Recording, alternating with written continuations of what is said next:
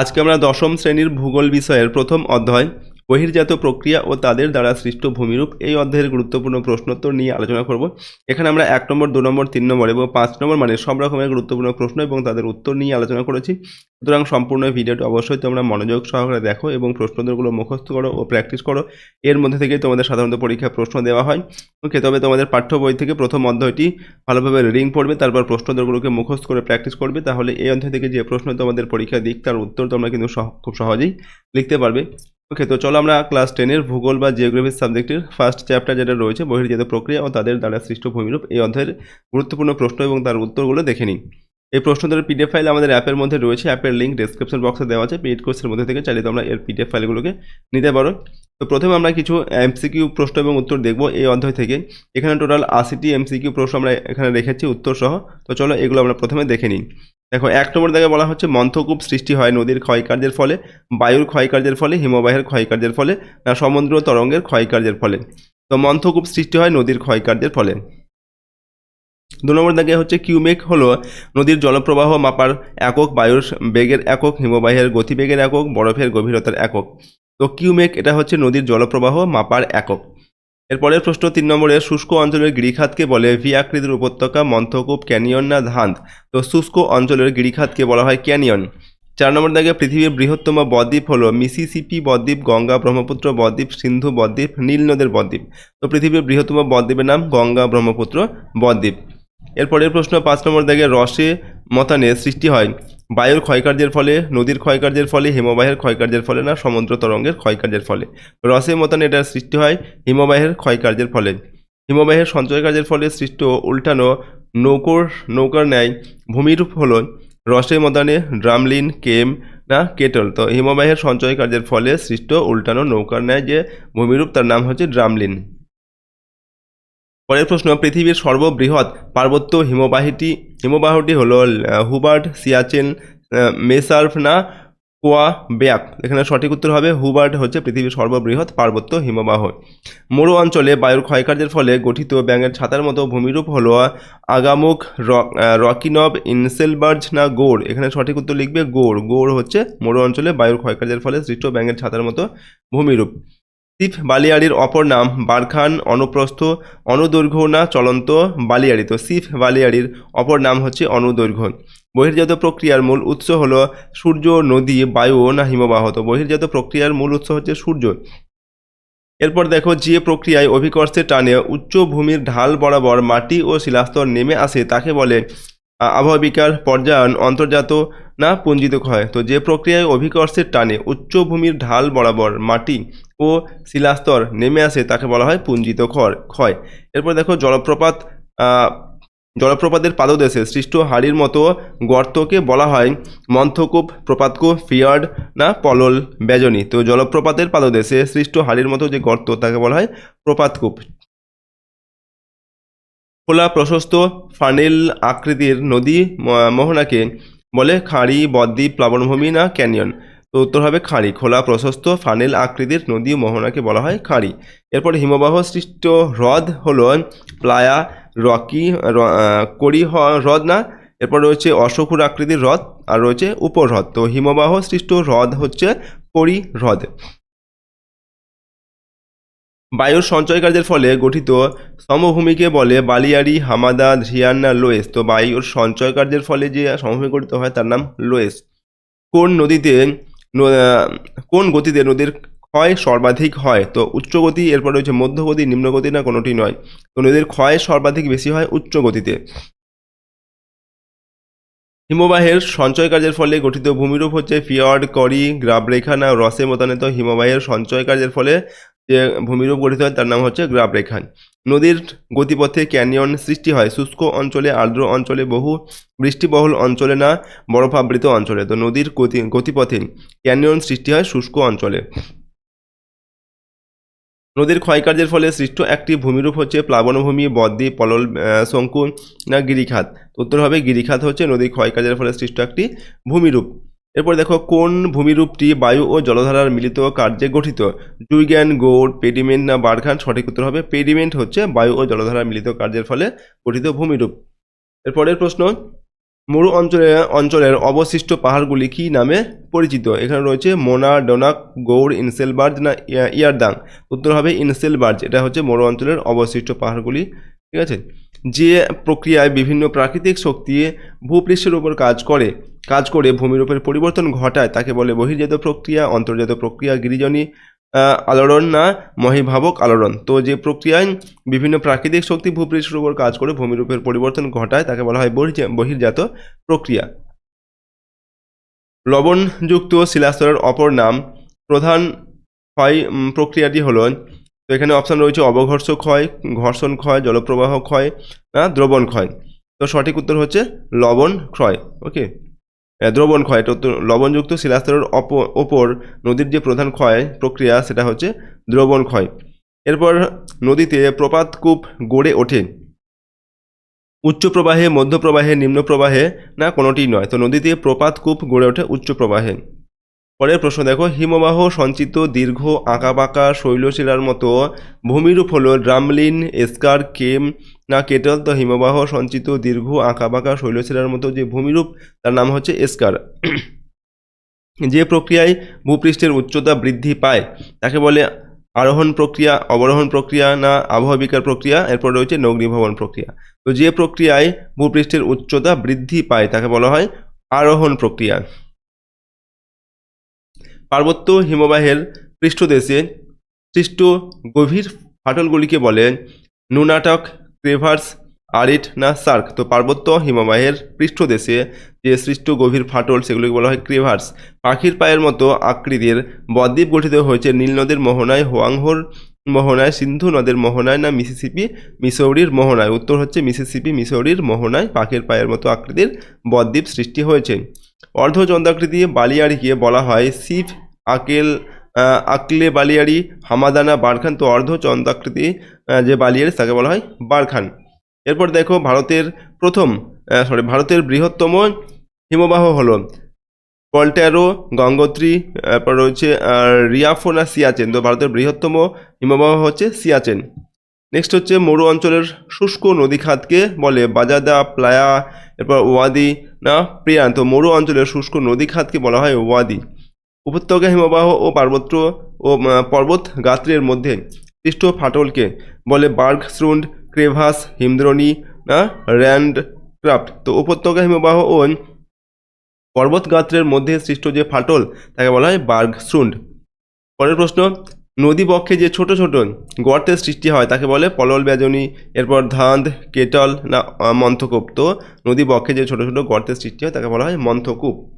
এর পরের প্রশ্ন দেখো, নেক্সট হচ্ছে 34 নম্বর দেখো, আরোহণ ও অবরোহণ প্রক্রিয়ার সম্মিলিত ফল হলো ক্ষয়ীভবন, নগ্নীভবন, বিচূর্ণীভবন না পর্যায়ন। তো আরোহণ ও অবরোহণ প্রক্রিয়ার যে সম্মিলিত ফল তাকে বলা হয় সেটা হচ্ছে পর্যায়ন। এরপরের প্রশ্ন, হিমবাহের ক্ষয়কার্যের ফলে সৃষ্ট একটি ভূমিরূপ গ্রাব রেখা ঝুলন্ত উপত্যকা ড্রামলিন না এস্কার। তো হিমবাহের ক্ষয়কার্যের ফলে সৃষ্ট ভূমিরূপ হচ্ছে ঝুলন্ত উপত্যকা। কোন ভূমিরূপকে মাশরুম রক বলা হয়? ইয়ারদাং, গৌড়, জোগান না ইনসেলবার্জ। তো উত্তর এখানে হবে গৌড়, একে বলা হয় মাশরুম রক। কিউসেক কি? বায়ু প্রবাহের একক। এরপরে নদীর জলপ্রবাহ মাপার একক, বরফের গভীরতার একক না হিমবাহ প্রবাহের একক। তো নদীর জলপ্রবাহ মাপার একক হচ্ছে কিউসেক। ঠিক আছে, কিউসেক এবং কিউমেক এই দুটি হচ্ছে নদীর জলপ্রবাহ মাপার একক। করি এর অপর নাম হলো ড্যাশ, অথবা এখানে দেখা যায় হিমবাহ সৃষ্ট হ্রদ হলো। ঠিক আছে, এখানে অপশান রয়েছে সার্ক, বার্গস্ট্রুন্ড, কেম না ঝুলন্ত উপত্যকা। তো করি এর অপর নাম বা হিমবাহ সৃষ্ট যে হ্রদ তার নাম হচ্ছে সার্ক। ঠিক আছে, করির অপর নাম সার্ক অথবা হিমবাহ সৃষ্ট যে হ্রদ তার নাম হচ্ছে সার্ক। এরপর তির্যক বালিয়াড়কে বলে সিভ, প্লায়া, লোয়েস না বারখান। তো তির্যক বালিয়াড়কে বলা হয় বারখান। যে প্রক্রিয়ায় অসমতল বন্ধুর ভূমি অপসারিত হয়ে সমতল বা প্রায় সমতলে পরিণত হয় তাকে বলে নগ্নীভবন, আরোহণ, পর্যায়ন না অবরোহণ। তো যে প্রক্রিয়ায় অসমতল ভূমির বন্ধুর ভূমি অপসারিত হয়ে সমতল বা প্রায় সমতলে পরিণত হয় এটা হচ্ছে অবরোহণ প্রক্রিয়ায়। মরুভূমিতে বায়ু দ্বারা বালুকণা উত্থিত এবং অপসারিত হয় যে প্রক্রিয়ায় তা হলো অপসারণ, অবঘর্ষণ না ঘর্ষণ না লম্ফদান। এখানে বলা হচ্ছে কি না মরুভূমিতে বায়ু দ্বারা বালুকণা উত্থিত এবং অপসারিত হয় যে প্রক্রিয়ায় তাকে বলা হয় অপসারণ। প্রাকৃতিক শক্তির দ্বারা চূর্ণ বিচূর্ণ, প্রাকৃতিক শক্তি দ্বারা চূর্ণ বিচূর্ণ হয় ও অন্যত্র অপসারিত হয়। এটা হচ্ছে আবহাওয়া বিকার, ক্ষয়ীভবন, আরোহণ না অবরোহণ। তো প্রাকৃতিক শক্তি দ্বারা চূর্ণ বিচূর্ণ হয় ও অন্যত্র অপসারিত হয়, সেটা হচ্ছে আরোহণ প্রক্রিয়ায়। নেক্সট হচ্ছে বহির্জাত প্রক্রিয়ার মূল উৎস হল সূর্য, নদী, হিমবাহ না বায়ু। তো বহির্জাত প্রক্রিয়ার মূল উৎস হচ্ছে সূর্য। নদীর গতিবেগ দ্বিগুণ হলে বহন ক্ষমতা বৃদ্ধি পায় 32 গুণ, 22 গুণ, 25 গুণ না 64 গুণ। তো নদীর গতিবেগ যদি 2 গুণ বৃদ্ধি পায় তাহলে তার বহন ক্ষমতা 64 গুণ বৃদ্ধি পায়। এটাকে বলা হয় নদীর ষষ্ঠ ঘাতের সূত্র। পরের প্রশ্ন হচ্ছে পৃথিবীর গভীরতম গিরিখাতটি হলো কলোরাডো নদীর গ্র্যান্ড ক্যানিয়ন, পেরুর কলকা নদীর এল ক্যানন দা কলকা, ভারত মহাসাগরের সুন্দা খাত, প্রশান্ত মহাসাগরের মারিয়ানা খাত। তো পৃথিবীর গভীরতম গিরিখাতটি হচ্ছে কলোরাডো নদীর গ্র্যান্ড ক্যানিয়ন। পরের প্রশ্ন দেখো, অশ্বক্ষুরাকৃতির হ্রদ দেখা যায় নদীর উচ্চ প্রবাহে, মধ্য প্রবাহে, নিম্ন প্রবাহে না কোনোটি নয়। তো অশ্বক্ষুরাকৃতির হ্রদ দেখা যায় নদীর নিম্ন প্রবাহে। নেক্সট হচ্ছে দুটি নদী অববাহিকার মধ্যবর্তী উচ্চভূমিকে বলা হয় জলবিভাজিকা, উপত্যকা, গিরিখাত না স্বাভাবিক বাঁধ।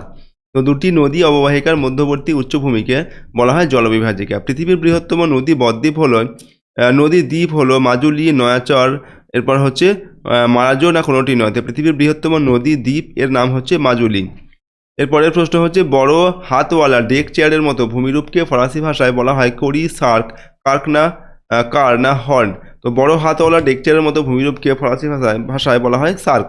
বায়ুর অবনমন ক্ষয়ের ফলে গর্তকে বলে ওয়াদি, রান, মরিচিকা না ধাঁধ। তো বায়ুর অবনমন ক্ষয়ের ফলে গর্তকে বলা হয় ধাঁধ, অপশন ঘ। এরপর দেখো কেবলমাত্র শিলা দিয়ে গঠিত মরুভূমিকে সাহারাই বলা হয় রেগ, হামাদা, আর্গ না কুম। তো কেবলমাত্র শিলা দিয়ে গঠিত মরুভূমিকে সাহারায় বলা হয় হামাদা। বায়ুর প্রবাহপথে আড়াআড়ি অর্ধচন্দ্রাকৃতি বালিয়ারকে বলে বারখান, রান, সিফ না ওয়াদি। এখানে সঠিক উত্তর হবে বারখান বলা হয়। বায়ুর প্রবাহপথে আড়াআড়ি যে অর্ধচন্দ্রাকৃতি বালিয়ারি একে বলা হয় বারখান। এরপর মালাবার উপকূলের বালিয়ারিকে স্থানীয় ভাষায় বলা হয় মোনা ডোনাক, এরপর বারখান, তারপর টেরিস না আর্গ। তো উত্তর হবে টেরিস বলা হয় মালাবার উপকূলের বালিয়ারিকে স্থানীয় ভাষায়। পরের প্রশ্ন হচ্ছে মরুভূমির শুষ্ক নদীখাত হলো বাজাদা, ওয়াদি, প্যান না সালিনা। তো মরুভূমির শুষ্ক নদীখাত হচ্ছে ওয়াদি। এরপর প্লায়াকে রাজস্থানের থর মরুভূমিতে বলেন কোলমন, সর্স, বাজাদা, ধান। তো প্লায়াকে রাজস্থানের যে থর মরুভূমি সেখানে বলা হয় কি ধান বলা হয়। হিমবাহবাহিত পদার্থ কোনো স্থানে সঞ্চিত হয়ে উল্টানো নৌকা বা চামচের মতো ভূমিরূপ সৃষ্টি হয়, একে বলে কি বারখান। তারপরে হচ্ছে ড্রামলিন, এসকার না কোনোটি নয়। এখানে সঠিক উত্তর লিখবে ড্রামলিন বলা হয়। ওকে, হিমবাহবাহিত পদার্থ কোনো স্থানে সঞ্চিত হয়ে যখন উল্টানো নৌকো বা চামচের মতো ভূমিরূপ সৃষ্টি করে তখন তাকে বলা হয় ড্রামলিন। হিমবাহের ক্ষয় পদ্ধতিতে যেটি দেখা যায় না সেটি হচ্ছে অবঘর্ষ, দ্রবণ, উৎপাটন না প্ল্যাকিং। তো হিমবাহের ক্ষয় পদ্ধতিতে যেটি দেখা যায় না সেটা হবে প্ল্যাকিং। দুটি নদীর মধ্যবর্তী স্থলকে বলা হয় উপত্যকা, দোয়াব, বদ্বীপ না জলবিভাজিকা। তো দুটি নদীর মধ্যবর্তী স্থলকে বলা হয় দোয়াব। এরপর পৃথিবীর গভীরতম ফিয়র্ড হলো নরওয়ে সোগনে ফিয়র্ড, আন্টার্কটিকার ফিয়র্ড, এরপর ফিনল্যান্ডের ফিয়র্ড না স্কটল্যান্ডের ফিয়র্ড। তো পৃথিবীর গভীরতম ফিয়র্ড হচ্ছে নরওয়ে সোগনে ফিয়র্ড। পৃথিবীর দীর্ঘতম উপত্যকা হিমবাহ হলো সিয়াচেন, হুবার্ড, মেলাস্পিনা, তারপর হচ্ছে বোল্টারো। তো পৃথিবীর দীর্ঘতম উপত্যকা হিমবাহ হচ্ছে হুবার্ড। কোনটি অবরোহণ প্রক্রিয়ায় অংশগ্রহণ করে না? আবহাওয়া বিকার, অবঘর্ষ ক্ষয়, লাভার সঞ্চয় না পুঞ্জিত ক্ষয়। তো কোনটি অবরোহণ প্রক্রিয়ায় অংশগ্রহণ করে না? উত্তর লিখবে, এখানে উত্তর হবে লাভার সঞ্চয়। ওকে, লাভার সঞ্চয়। এর পরের প্রশ্ন, অবরোহণ ও আরোহণ প্রক্রিয়ায় মিলিত রূপ হলো পুঞ্জিত ক্ষয়, পর্যায়ন, ক্ষয়ীভবন, নগ্নীভবন না ক্ষয়ীভবন। উত্তর হবে পর্যায়ন। জলপ্রবাহের একক হচ্ছে লিটার, ব্যারেল, গ্যালন না কিউসেক। জলপ্রবাহের একক হচ্ছে কিউসেক। জলপ্রপাতের নিচে সৃষ্ট গর্তকে বলেন প্ল্যাঞ্চ, পুল, ক্যাসকেড, মন্থকূপ, র্যাপিডস। তো জলপ্রপাতের নিচে সৃষ্ট যে গর্ত তাকে বলা হয় প্ল্যাঞ্চ, পুল। ওকে, হিমবাহের উপরি পৃষ্ঠে ফাটলের সৃষ্টি হলে তাকে বলা হয় বার্গস্ট্রুন, ক্রেভাস, সার্ক না নুনাটক্স। তো হিমবাহের উপরি পৃষ্ঠে ফাটলের সৃষ্টি হলে তাকে বলা হয় ক্রেভাস। পৃথিবীর উচ্চতম জলপ্রপাতটি হলো অ্যাঞ্জেল, নায়াগ্রা, হুরু না গির সোপ্পা। তো পৃথিবীর উচ্চতম জলপ্রপাত হচ্ছে অ্যাঞ্জেল। এরপর মরু অঞ্চলে অবশিষ্ট পাহাড়গুলিকে বলা হয় ইনসেলবার্জ, জুগ্যান, গৌড়, মোনাডানক। তো মরু অঞ্চলে অবশিষ্ট পাহাড়গুলিকে বলা হয় মোনাডানক। নদীর উচ্চ গতিতে সৃষ্ট ভূমিরূপটি হলো বদ্বীপ, মন্থকূপ, স্বাভাবিক বাঁধ, নদীবাঁক। উচ্চভূমিতে অর্থাৎ নদীর উচ্চভূমিতে যে সৃষ্ট বদ্বীপ সেটা হচ্ছে মন্থকূপ। এরপর হচ্ছে পৃথিবীর বৃহত্তম বায়ুর অপবাহনে সৃষ্ট গর্ত হলো কাতারা, সম্বর, ধাঁধ, পুষ্কর। তো পৃথিবীর বৃহত্তম বায়ুর অপবাহনে সৃষ্ট গর্ত সেটা হচ্ছে কাতারা। যে উচ্চভূমি 2 বা ততোধিক নদীগোষ্ঠীকে পৃথক করে তাকে বলে জলবিভাজিকা, নদী অববাহিকা, ধারণ অববাহিকা, স্বাভাবিক বাঁধ। উত্তর হচ্ছে স্বাভাবিক বাঁধ। পরের প্রশ্ন, অনুদৈর্ঘ্য বালিয়াড়ির উদাহরণ হলো রোডস, ব্যাক, সিফ না বারখান। উত্তর হচ্ছে সিফ হচ্ছে অনুদৈর্ঘ্য বালিয়াড়ির উদাহরণ। ভারতের বৃহত্তম নদী মধ্যস্থ দ্বীপ বা চর হলো দুর্বাসা দ্বীপ, এরপর পাম্বান দ্বীপ, মাজুলি দ্বীপ, এরপর হচ্ছে কাচাটকা দ্বীপ। তো উত্তর হচ্ছে মাজুলি দ্বীপ হচ্ছে ভারতের বৃহত্তম নদী মধ্যস্থ দ্বীপ বা চর। এরপর চলমান বালিয়াড়িকে থর মরু অঞ্চলে বলে মেসা, ধ্রিয়ান, লুয়েস, বিউট। উত্তর হবে ধ্রিয়ান, একে ধ্রিয়ান। ঠিক আছে, চলমান বালিয়াড়িকে থর মরুভূমি অঞ্চলে বলা হয় ধ্রিয়ান। পৃথিবীর বৃহত্তম নদী অববাহিকা হচ্ছে আমাজন, তারপর হচ্ছে গঙ্গা, ব্রহ্মপুত্র না নদী। তো পৃথিবীর বৃহত্তম নদী অববাহিকা হচ্ছে আমাজন নদী অববাহিকা। এরপর বহির্দহত সমভূমি নদী দ্বারা বিচ্ছিন্ন হলে তাকে বলে এসকার। এরপর হচ্ছে ভ্যালি ট্রেন, গ্রাবরেখা, ড্রামলিন। উত্তর হচ্ছে ভ্যালি ট্রেন বলা হয় বহির্দহত সমভূমি নদী দ্বারা বিচ্ছিন্ন হলে তাকে বলা হয় ভ্যালি ট্রেন। নেক্সট হচ্ছে বর্নহার্ড নামে পরিচিত বারখান, ইনসেলবার্জ, ইয়ারদাং না গোড়। তো বর্নহার্ড নামে পরিচিত হচ্ছে ইনসেলবার্জ। পরবর্তী প্রশ্ন, পাখির পায়ের মতো বদ্বীপ দেখা যায় গঙ্গা নদীতে, নীলনদ নদীতে, ব্রহ্মপুত্র নদীতে, মিসিসিপি মিসৌরি নদীতে। উত্তর হচ্ছে মিসিসিপি মিসৌরিতে পাখির পায়ের মতো বদ্বীপ দেখা যায়। ইয়ারদাং গঠিত হয় হিমবাহের সঞ্চয় কার্যের ফলে, বায়ুর সঞ্চয় কার্যের ফলে, নদীর সঞ্চয় কার্যের ফলে, বায়ুর ক্ষয় কার্যের ফলে, এবং এটা হচ্ছে বায়ুর সঞ্চয় কার্যের ফলে। তো ইয়ারদান গঠিত হয় বায়ুর ক্ষয় কার্যের ফলে। এরপর দেখো প্রপাতকূপ সৃষ্টি হয় যার ক্ষয় কার্যের ফলে, সেটা হচ্ছে বায়ু, হিমবাহ, নদী না সমুদ্র তরঙ্গ। তো প্রপাতকূপ সৃষ্টি হয় নদীর ক্ষয় কার্যের ফলে। ঠিক আছে, এরপর পর্বতের গায়ে যে সীমারেখার উপর সারা বছর বরফ জমে থাকে তাকে বলা হয় হিমশৈল, ব্লো আউট হিমরেখা। তো উত্তরটা আর রয়েছে হিমবাহ। তো উত্তর হবে অপশন কয়েকটা, হিমরেখা বলা হয় পর্বতের গায়ে যে সীমারেখার উপর সারা বছর বরফ জমে থাকে তাকে বলা হয় হিমরেখা। ঠিক আছে, নেক্সট প্রশ্ন হচ্ছে ঝুলন্ত উপত্যকায় সৃষ্টি হয় গিরিখাত, ক্রেভাস, হিমানি জলপ্রপাত না জলপ্রপাত। ঝুলন্ত উপত্যকায় সৃষ্টি হচ্ছে জলপ্রপাত সৃষ্টি হয়। তির্যক বালিয়াড়িকে বলা হয় কি সিফ, এরপর ব্লো আউট, লোয়েস না বারখান। তো তির্যক বালিয়াড়িকে বলা হয় বারখান।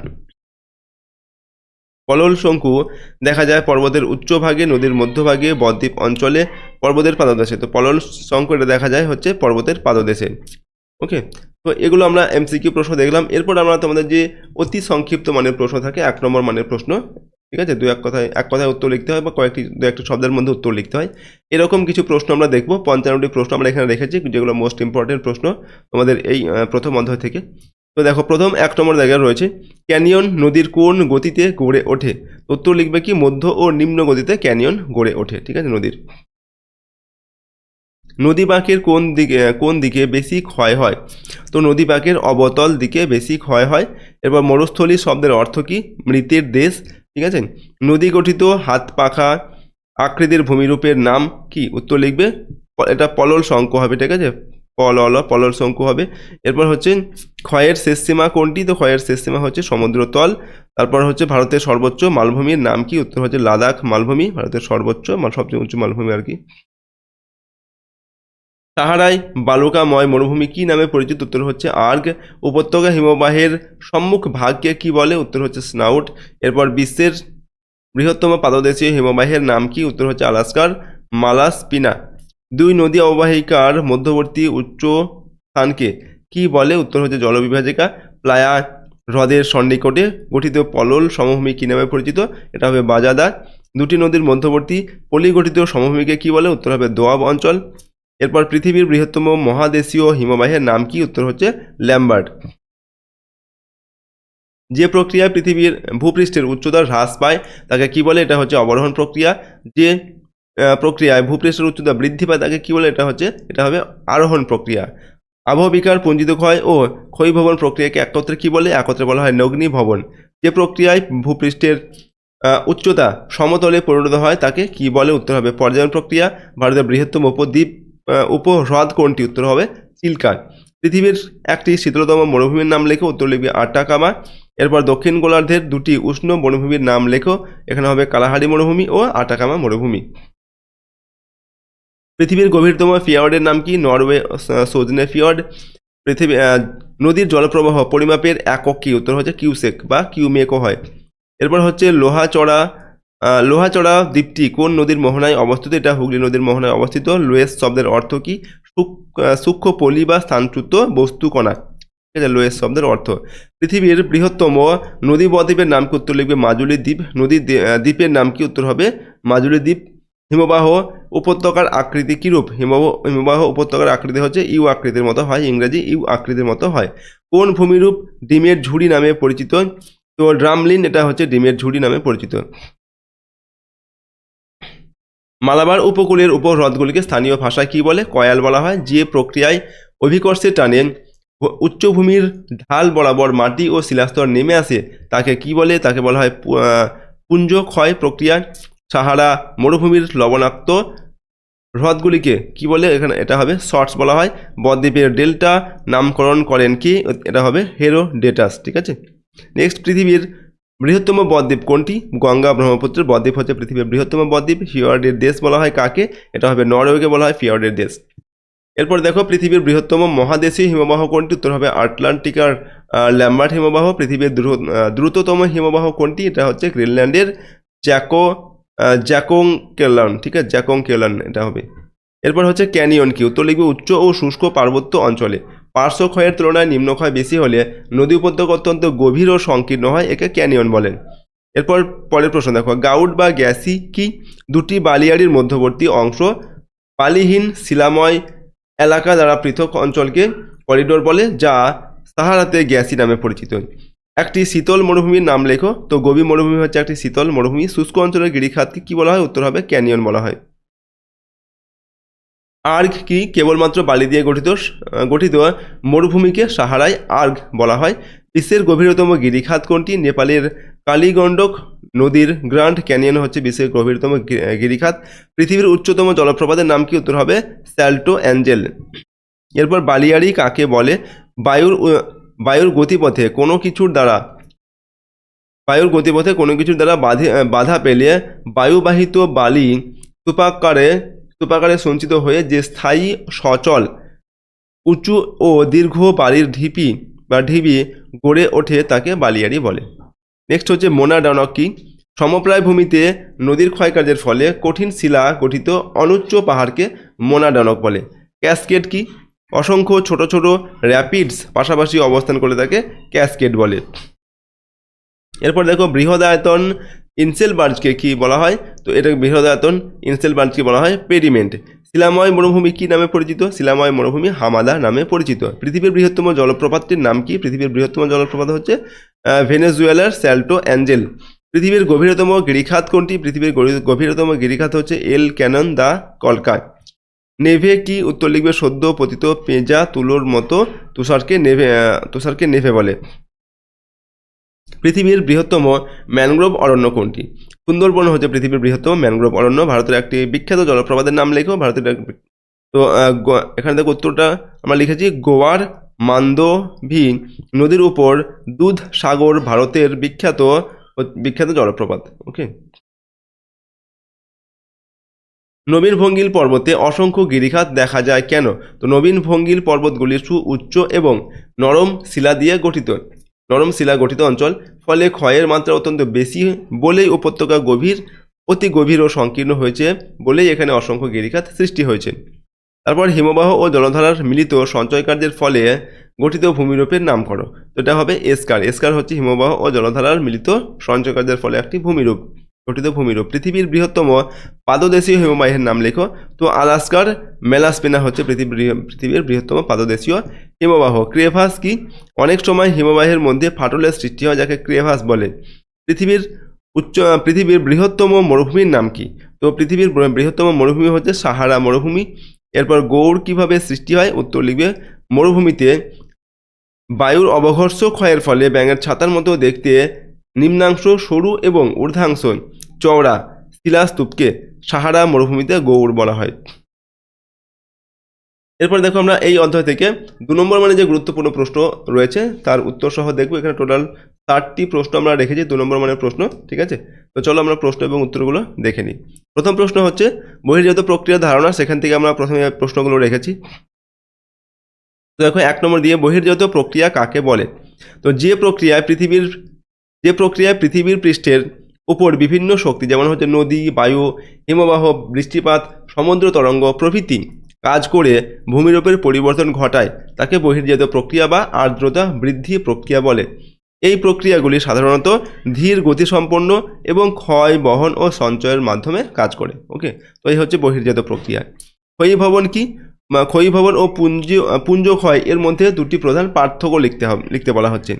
দেখো, ক্ষয়ীভবন প্রক্রিয়ায় শিলাস্তর চূর্ণ বিচূর্ণ হওয়ার পর বহির্জাত শক্তি, যেমন নদী, বায়ু এর মাধ্যমে স্থানান্তরিত হয়, কিন্তু পুঞ্জক্ষয় প্রক্রিয়ায় শিলাখণ্ড অভিকর্ষ টানে বা জল দ্বারা পৃষ্ঠতলে পিচ্ছিল হয়ে সরাসরি ঢাল বরাবর নেমে আসে। এখানে কোনো নির্দিষ্ট বহির্জাত শক্তির ভূমিকা থাকে না।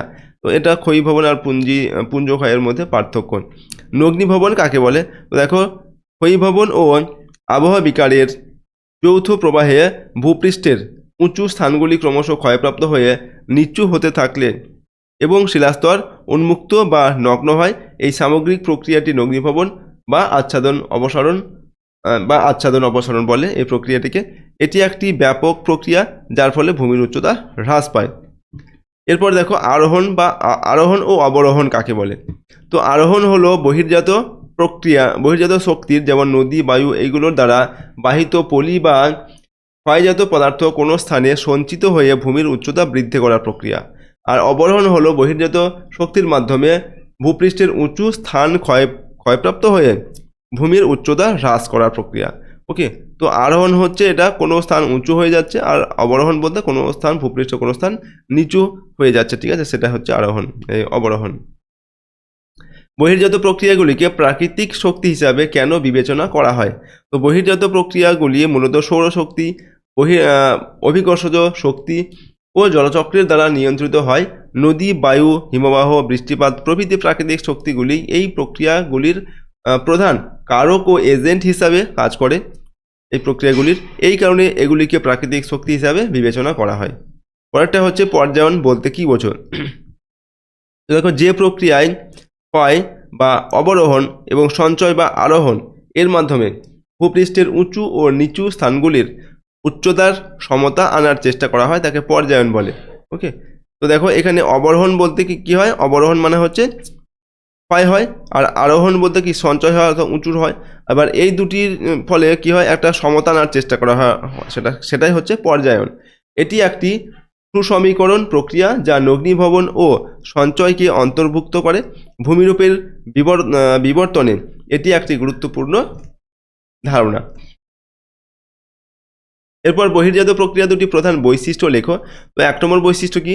এই প্রক্রিয়াগুলি প্রধানত ভূপৃষ্ঠের উপর এবং ভূপৃষ্ঠ সংলগ্ন অঞ্চলে কাজ করে। 2 নম্বর হচ্ছে এটি প্রধানত সমতা বিধানকারী প্রক্রিয়া যা উঁচু স্থান ক্ষয় করে এবং নিচু স্থান ভরাট করে। তো এগুলো হচ্ছে বহির্জাত প্রক্রিয়ার বৈশিষ্ট্য লিখলাম। 3 নম্বর একটা বৈশিষ্ট্য লিখছি, এই শক্তি আসে মূলত সূর্য ও অভিকর্ষ থেকে। এরপর আবহাওয়া বিকার ও ক্ষয়ীভবনের মধ্যে একটি প্রধান পার্থক্য লেখো। তো আবহাওয়া বিকার হলো শিলাস্তরের স্বস্থানে চূর্ণ বিচূর্ণ ও বিয়োজিত হওয়া। এর জন্য কোনো বহির্জাত শক্তির প্রয়োজন হয় না, কিন্তু ক্ষয়ীভবনে শিলা চূর্ণ বিচূর্ণ হওয়ার পর তা স্থানান্তরিত হয় এবং এর জন্য গতিশীল বহির্জাত শক্তির, যেমন হচ্ছে নদী, বায়ুপ্রবাহ, হিমবাহ এগুলোর প্রয়োজন হয়। এরপর নদী, হিমবাহ, বায়ু এদের মধ্যে কোন 2টি শক্তি কঠিন ও কোন 2টি শক্তি নরম শিলাস্তরের ওপর বেশি কাজ করে? দেখো নদী ও হিমবাহ সাধারণত কঠিন শিলাস্তরের ওপরও উল্লেখযোগ্য কাজ করতে পারে, কিন্তু বায়ু এবং সমুদ্র তরঙ্গ প্রধানত অপেক্ষাকৃত নরম ও শিথিল শিলাস্তরের ওপর ক্ষয় ও সঞ্চয়ের কাজ করে বেশি কার্যকর হয়। পর্যায়ন ও সমতা বিধান প্রক্রিয়ার একটি উদাহরণ দাও। নদীর নিম্ন গতিতে বা সমভূমি অঞ্চলে প্লাবনভূমি সৃষ্টি হওয়া পর্যায়নের একটি ভালো উদাহরণ।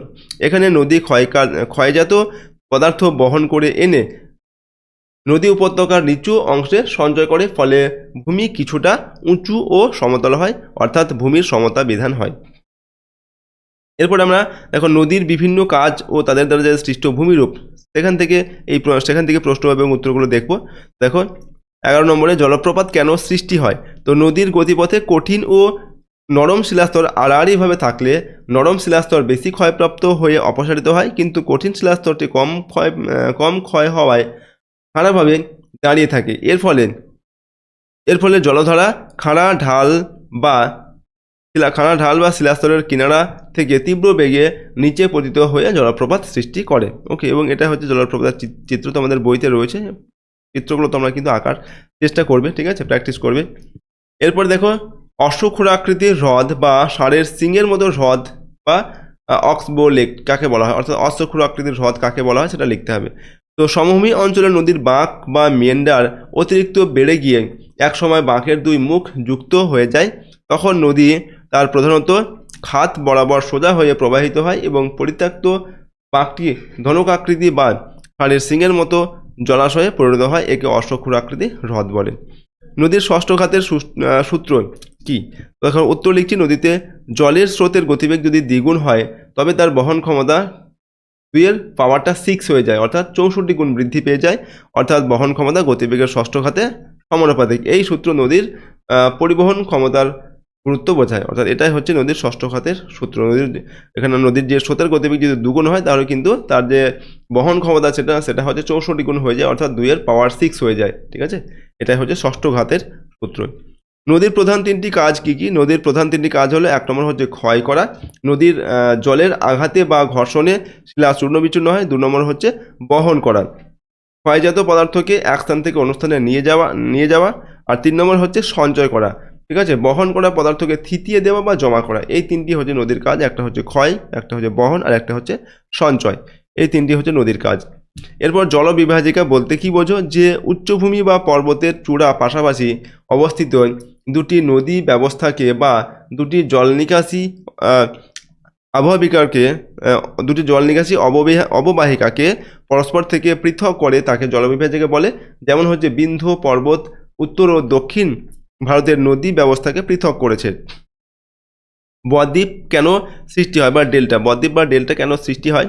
নদী মোহনার কাছে যখন সমুদ্র বা হ্রদের জল শান্ত থাকে এবং স্রোত কম থাকে, তখন নদীর জলের সাথে বাহিত সূক্ষ্ম পলি ও কাদা সঞ্চিত হতে শুরু করে। এই সঞ্চিত পলল ত্রিকোণাকার বা গ্রিক অক্ষর ডেল্টার মতো ভূমিরূপ গঠন করলে তাকে বদ্বীপ বলে।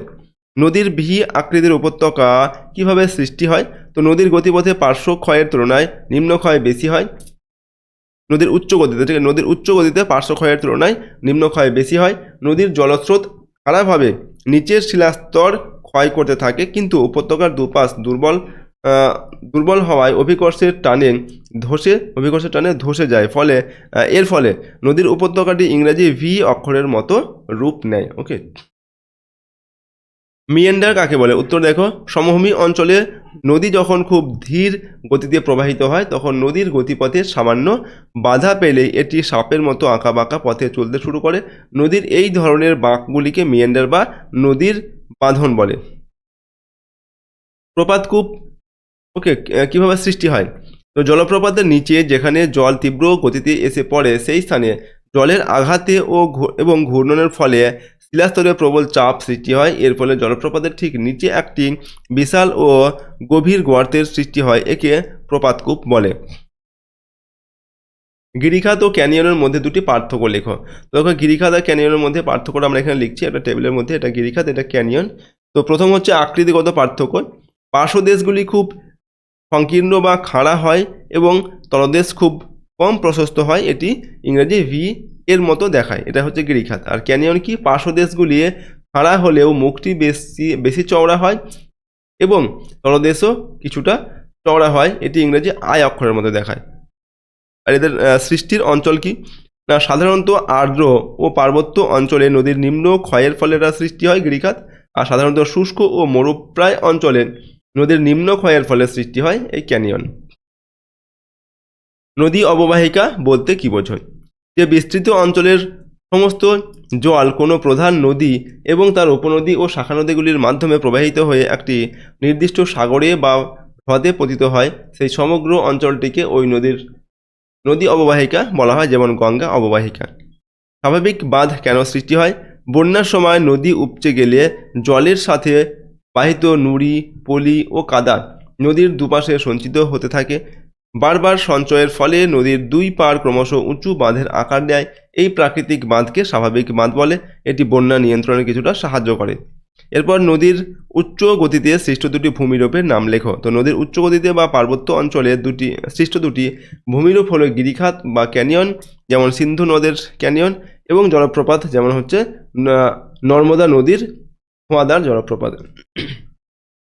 এরপর দেখো নদীর নিম্ন গতিতে সৃষ্ট দুটি ভূমিরূপের নাম লেখো। তো নদীর নিম্ন গতিতে বা সমভূমি ও মোহনার কাছে সৃষ্ট দুটি প্রধান ভূমিরূপ হচ্ছে 1 নম্বর বদ্বীপ, যেমন হচ্ছে গঙ্গা ব্রহ্মপুত্র বদ্বীপ, আর অশ্বক্ষুর আকৃতির হ্রদ, যেমন গঙ্গা নদীর পাশে অনেক হ্রদ, ঠিক আছে, এগুলো হচ্ছে অশ্বক্ষুর আকৃতির হ্রদ। নদীর ক্ষয়কার্যের প্রক্রিয়াগুলি কী কী? নদীর ক্ষয়কার্যের প্রধান প্রক্রিয়াগুলি হলো 1 নম্বর হচ্ছে জলপ্রবাহজনিত ক্ষয়, ঠিক আছে, যেমন হচ্ছে জলের চাপে শিলাস্তর ভেঙে যায়। 2 নম্বর হচ্ছে ঘর্ষণ ক্ষয়, অর্থাৎ নদীর বোঝা দ্বারা শিলাস্তর ক্ষয় করা, অর্থাৎ নদী যেটা বহন করে নিয়ে আসে সেই শিলা দ্বারা যে ক্ষয় হয় আর কি, ঠিক আছে, তো এই যে ঘর্ষণ ক্ষয়। আর 3 নম্বর হচ্ছে অবঘর্ষ ক্ষয়, ঠিক আছে, বোঝার কণাগুলির, নদী যেগুলো বহন করে নিয়ে আসে সেই বহন করা কণাগুলির পারস্পরিক সংঘর্ষে ক্ষয় হওয়া। এবং 4 নম্বর হচ্ছে দ্রবণ ক্ষয়, যেমন হচ্ছে জলে দ্রবীভূত হয়ে ক্ষয় হওয়া, ঠিক আছে। এর প্রশ্ন, নদী গ্রাস কাকে বলে? তো দুটি পাশাপাশি অবস্থিত নদীর মধ্যে যদি কম গতিশীল নদীর উৎপত্তিস্থলের কাছে বেশি গতিশীল নদীটি তীব্র গতিতে পশ্চাৎ প্রসারণজনিত ক্ষয় করতে করতে এগিয়ে আসে, তবে বেশি গতিশীল নদীটি কম গতিশীল নদীর জলধারাকে টেনে নিয়ে যায়। এই ঘটনাকে নদী গ্রাস বলে। এরপর প্লাবনভূমি কিভাবে সৃষ্টি হয়? নদীর মধ্য ও নিম্ন গতিতে বন্যার সময় নদী উপত্যকার দুপাশে জল উপচে যায় এবং এর সঙ্গে বাহিত পলি কাদা জমা হতে থাকে। বারে বারে সঞ্চয়ের ফলে নদীর দুপাশে বিশাল অঞ্চল জুড়ে যে প্রায় সমতল ভূমির সৃষ্টি হয় তাকে প্লাবনভূমি বলে। পরের প্রশ্ন হচ্ছে, নদীর সঞ্চয় কাজের প্রক্রিয়াগুলি কখন শুরু হয়? নদীর স্রোতের গতিবেগ যখন কোনো কারণে কমে যায়, যেমন হচ্ছে ঢালের হ্রাস, নদী খাতের প্রশস্ততা বৃদ্ধি, ওকে, অতিরিক্ত বোঝা, এইসব কারণে, তখন নদী আর সেই বোঝা বহন করতে পারে না, ফলে ভারী ও স্থূল পদার্থগুলি আগে এবং সূক্ষ্ম পদার্থগুলি পরে থিতিয়ে পড়ে সঞ্চয় কাজ শুরু হয়। এরপর নদী মঞ্চ বা নদী সোপান কি? তো কোনো নদীর উপত্যকা যখন ভূমির উত্থান বা সমুদ্র তলের পতনের ফলে নতুন করে নিম্নক্ষয় করতে শুরু করে, তখন পুরনো প্লাবনভূমিগুলি দুপাশে সিঁড়ির মতো ধাপ বা চত্বরের আকারে উঁচু হয়ে অবস্থান করে। একে নদী মঞ্চ বা নদী সোপান বলে। অসম খাদ বা পট হোল কীভাবে সৃষ্টি হয়? নদীর পার্বত্য গতিপথে কোনো অংশে যদি শিলাস্তরে ফাটল থাকে, তবে সেই স্থানে নদীর জল ঘূর্ণনশীল স্রোত তৈরি করে। এই স্রোতের সঙ্গে নুড়ি, বালি প্রভৃতি শিলাখণ্ড চক্রাকারে ঘুরে শিলাস্তরকে ক্ষয় করে যে বেলনাকার বা অর্ধগোলাকৃতি গর্তের সৃষ্টি করে তাকে অসম খাদ বা পটহোল বলে। ওকে, এরপর দেখো হিমবাহের বিভিন্ন কাজ ও তাদের দ্বারা সৃষ্ট ভূমিরূপ সম্পর্কে যে প্রশ্নগুলো রয়েছে সেগুলো আমরা আলোচনা করছি। প্রথম হচ্ছে, হিমবাহ কাকে বলে? বরফের বিরাট স্তূপ যা প্রধানত পর্বতের উপরের অংশে জমা হয় এবং অভিকর্ষ টানে ধীরে ধীরে ভূমির ঢাল বরাবর নিচে নামতে থাকে, তাকে হিমবাহ বা বরফের নদী বলে। হিমবাহের গতিবেগ অত্যন্ত কম হয়ে থাকে। হিমরেখা কাকে বলে? তো পর্বত বা উচ্চভূমিতে যে নির্দিষ্ট উচ্চতার উপরে সারা বছর বরফ জমে থাকে এবং গলে যায় না, সেই উচ্চতার রেখাকে হিমরেখা বলে। উচ্চতা বাড়লে তাপমাত্রা কমায় এই রেখা নিরক্ষরেখা থেকে মেরু অঞ্চলের দিকে নিচে নেমে আসে। এরপর হিমবাহের ক্ষয়কার্যে দুটি প্রধান প্রক্রিয়া কি কি? তো হিমবাহের ক্ষয়কার্যে দুটি প্রধান প্রক্রিয়া হলো, এক নম্বর হচ্ছে উৎপাটন বা উৎপাটন ক্ষয়। এখানে কি হয় না, হিমবাহ তার তলের সঙ্গে লেগে থাকা শিথিল বা ফাটলযুক্ত শিলাখণ্ডগুলিকে উপড়ে ফেলে দেয়। ওকে। এরপর হচ্ছে অবঘর্ষ ক্ষয়। 2 নম্বর হচ্ছে অবঘর্ষ ক্ষয়। তো হিমবাহের সঙ্গে বাহিত নুড়ি পাথর প্রভৃতি দ্বারা হিমবাহের তলদেশ ও পার্শ্বদেশকে ঘষে ও আঁচড়ে ক্ষয় করে, ঠিক আছে, এই প্রক্রিয়ায়।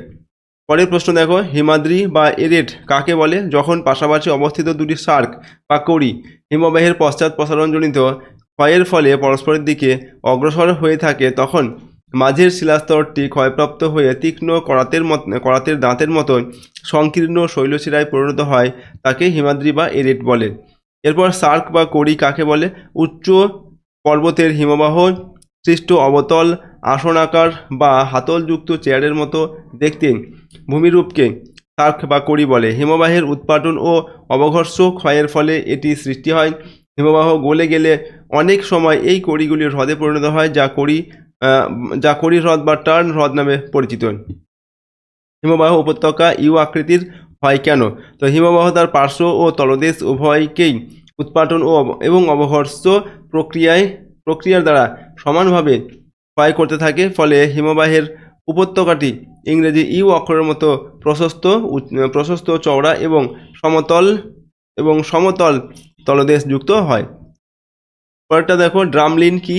তো হিমবাহের সঞ্চয় কাজের ফলে সৃষ্ট উল্টানো নৌকা বা উল্টানো চামচের মতো দেখতে ছোট ছোট ডিমাকৃতির টিলাগুলিকে ড্রামলিন বলে। এগুলি প্রধানত নুড়ি, কাদা ও বালি দ্বারা গঠিত এবং অনেকগুলি একসাথে ঝাঁকের আকারে অবস্থান করে। এরপর হচ্ছে আউটওয়াশ সমভূমি কাকে বলে? ওকে। তো দেখো, হিমবাহের অগ্রভাগ যখন ক্রমশ গলতে শুরু করে, তখন হিমবাহের সঙ্গে বাহিত সূক্ষ্ম পলি, নুড়ি ও বালি জলধারার মাধ্যমে হিমবাহের সামনে বিশাল অঞ্চল জুড়ে সঞ্চিত হয়ে যে প্রায় সমতল ভূমির সৃষ্টি করে, তাকে আউটওয়াশ সমভূমি বা ধৌত সমভূমি বলে। এরপর ফিয়র্ড কাকে বলে? সমুদ্র উপকূলবর্তী অঞ্চলে যখন হিমবাহ উপত্যকা সমুদ্রের জল দ্বারা আংশিকভাবে ডুবে যায়, তখন সেই উপত্যকার গভীর অংশটি সংকীর্ণ ও দীর্ঘ সামুদ্রিক খাঁড়ি তৈরি করে, একে ফিয়র্ড বলে। এর দুপাশে খাড়া ঢাল থাকে, যেমন হচ্ছে নরওয়ের উপকূল। এরপর হচ্ছে 40 নম্বরে দেখো, হিমবাহের সঞ্চয় কার্যের ফলে গঠিত দুটি ভূমিরূপের নাম লেখো। তো হিমবাহের সঞ্চয় কার্যের ফলে গঠিত দুটি ভূমিরূপ হলো, 1 নম্বর হচ্ছে হিমবাহের গ্রাব রেখা।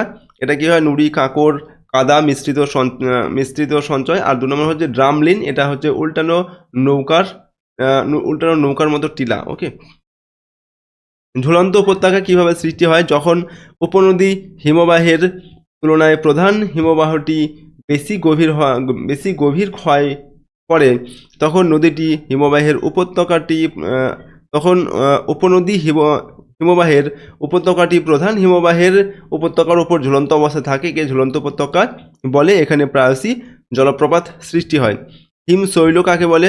সমুদ্রের জলপৃষ্ঠের উপর ভাসমান বিশাল আয়তনের বরফের স্তূপকে হিমশৈল বলে। এগুলি প্রধানত মেরু অঞ্চলের হিমবাহ থেকে ভেঙে সমুদ্র জলে এসে ভাসে।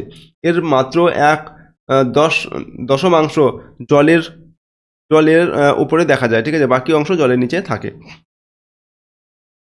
এরপর দেখো, এস্কার কি? হিমবাহ গলে যাওয়ার সময় বরফের মধ্যে থাকা সুড়ঙ্গ পথ বা খাঁজের মধ্য দিয়ে জলধারা প্রবাহিত হয়ে নুড়ি বালি ও কাঁকর সঞ্চয় করে। হিমবাহ সরে গেলে এই শৈলশিরা বা বাঁধের মতো ভূমিরূপটি এস্কার নামে দাঁড়িয়ে থাকে। এরপর হিমদ্রোণী কাকে বলে? হিমবাহের ক্ষয়কার্যের ফলে সৃষ্ট ইউ আকৃতির উপত্যকাকে সামগ্রিকভাবে হিমদ্রোণী বলা হয়। এই উপত্যকাগুলি বেশ প্রশস্ত, মসৃণ তলদেশযুক্ত এবং পার্শ্ববর্তী শিলাস্তরের তুলনায় গভীরভাবে বসে যাওয়া অবস্থায় থাকে। নেক্সট, গ্রাব রেখা কাকে বলে? হিমবাহ তার ক্ষয়জাত ও বহন করা বিভিন্ন আকারের নুড়ি, কাঁকর, বালি, পলি ও কাদা মিশ্রিত পদার্থগুলি যেখানে সঞ্চয় করে, তাকে গ্রাব রেখা বলে। সঞ্চয়ের স্থান অনুযায়ী এগুলি পার্শ্ব গ্রাব রেখা, মধ্য গ্রাব রেখা ও ভূমি গ্রাব রেখায় বিভক্ত হয়। এরপর বায়ুর কাজও তার দ্বারা সৃষ্ট ভূমিরূপ, ঠিক আছে, এখান থেকে আমরা প্রশ্নোত্তরগুলো দেখব। প্রথম দেখো, বায়ুর কাজের প্রধান দুটি প্রক্রিয়া কী কী? তো বায়ুর কাজের প্রধান দুটি প্রক্রিয়া হলো, এক নম্বর হচ্ছে অপসারণ বা অপসারণ ক্ষয়। এখানে কি হয় না, বায়ুপ্রবাহের মাধ্যমে শিথিল ও শুষ্ক বালুকণা বা সূক্ষ্ম মাটি উড়িয়ে নিয়ে যায়। আর 2 নম্বর হচ্ছে অবঘর্ষক হয়, বায়ুর সঙ্গে বাহিত বালুকণা শিলাস্তরের উপর আঘাত ও ঘর্ষণ সৃষ্টি করে ক্ষয় করে। এরপর মরু অঞ্চলের প্রসার কিভাবে ঘটে? তো বায়ু প্রবাহ দ্বারা মরুভূমির বালুকণা এবং সূক্ষ্ম পলি উড়ে গিয়ে মরুভূমির কিনারা বরাবর সঞ্চিত হতে থাকে, একে অপসারণ বলে। এছাড়া জলবায়ুর পরিবর্তন, যেমন হচ্ছে কম বৃষ্টিপাত ও মানুষের কার্যকলাপ, যেমন অতিরিক্ত পশুচারণ, এর ফলে শুষ্ক অঞ্চলের পরিমাণ বেড়ে গিয়ে মরুভূমির প্রসার ঘটে। অপসারণ গর্ত বা ব্লো আউট কীভাবে সৃষ্টি হয়? তো মরুভূমি বা শুষ্ক অঞ্চলের কোনো স্থানের মাটি ও শিলা শিথিল ও আলগা হলে শক্তিশালী বায়ুর প্রবাহ সেই অঞ্চলের সূক্ষ্ম বালিকণা ও পলি অপসারণ বা উড়িয়ে নিয়ে যায়। এর ফলে ভূপৃষ্ঠে যে বিশাল আকৃতির গর্তের সৃষ্টি হয় তাকে অপসারণ গর্ত বা ব্লো আউট বলে। এরপর দেখো ইনসেলবার্জ কি? তো মরুভূমি বা মরুপ্রায় অঞ্চলে কঠিন শিলা দ্বারা গঠিত কোনো বিচ্ছিন্ন টিলা বা পাহাড় যখন দীর্ঘকাল ধরে বায়ুর ক্ষয়কার্যের পরেও ক্ষয় না পেয়ে চারপাশে প্রায় সমতল ভূমির মধ্যে একাকী মাথা উঁচু করে দাঁড়িয়ে থাকে, তাকে ইনসেলবার্জ বলে। যেমন আফ্রিকার কালাহারি মরুভূমিতে। ইয়ারদাং কিভাবে সৃষ্টি হয়? দেখো, মরু অঞ্চলে কঠিন ও নরম শিলাস্তরগুলি যদি উল্লম্বভাবে থাকে, বায়ুর অবঘর্ষক ক্ষয়ের ফলে নরম শিলাস্তরগুলি দ্রুত ক্ষয়প্রাপ্ত হয়ে খাঁজ তৈরি করে, কিন্তু কঠিন শিলাস্তরগুলি লম্বা এবং সরু শৈলশিলার মতো দাঁড়িয়ে থাকে, একে ইয়ারদাং বলে। নেক্সট হচ্ছে জুগেন কি?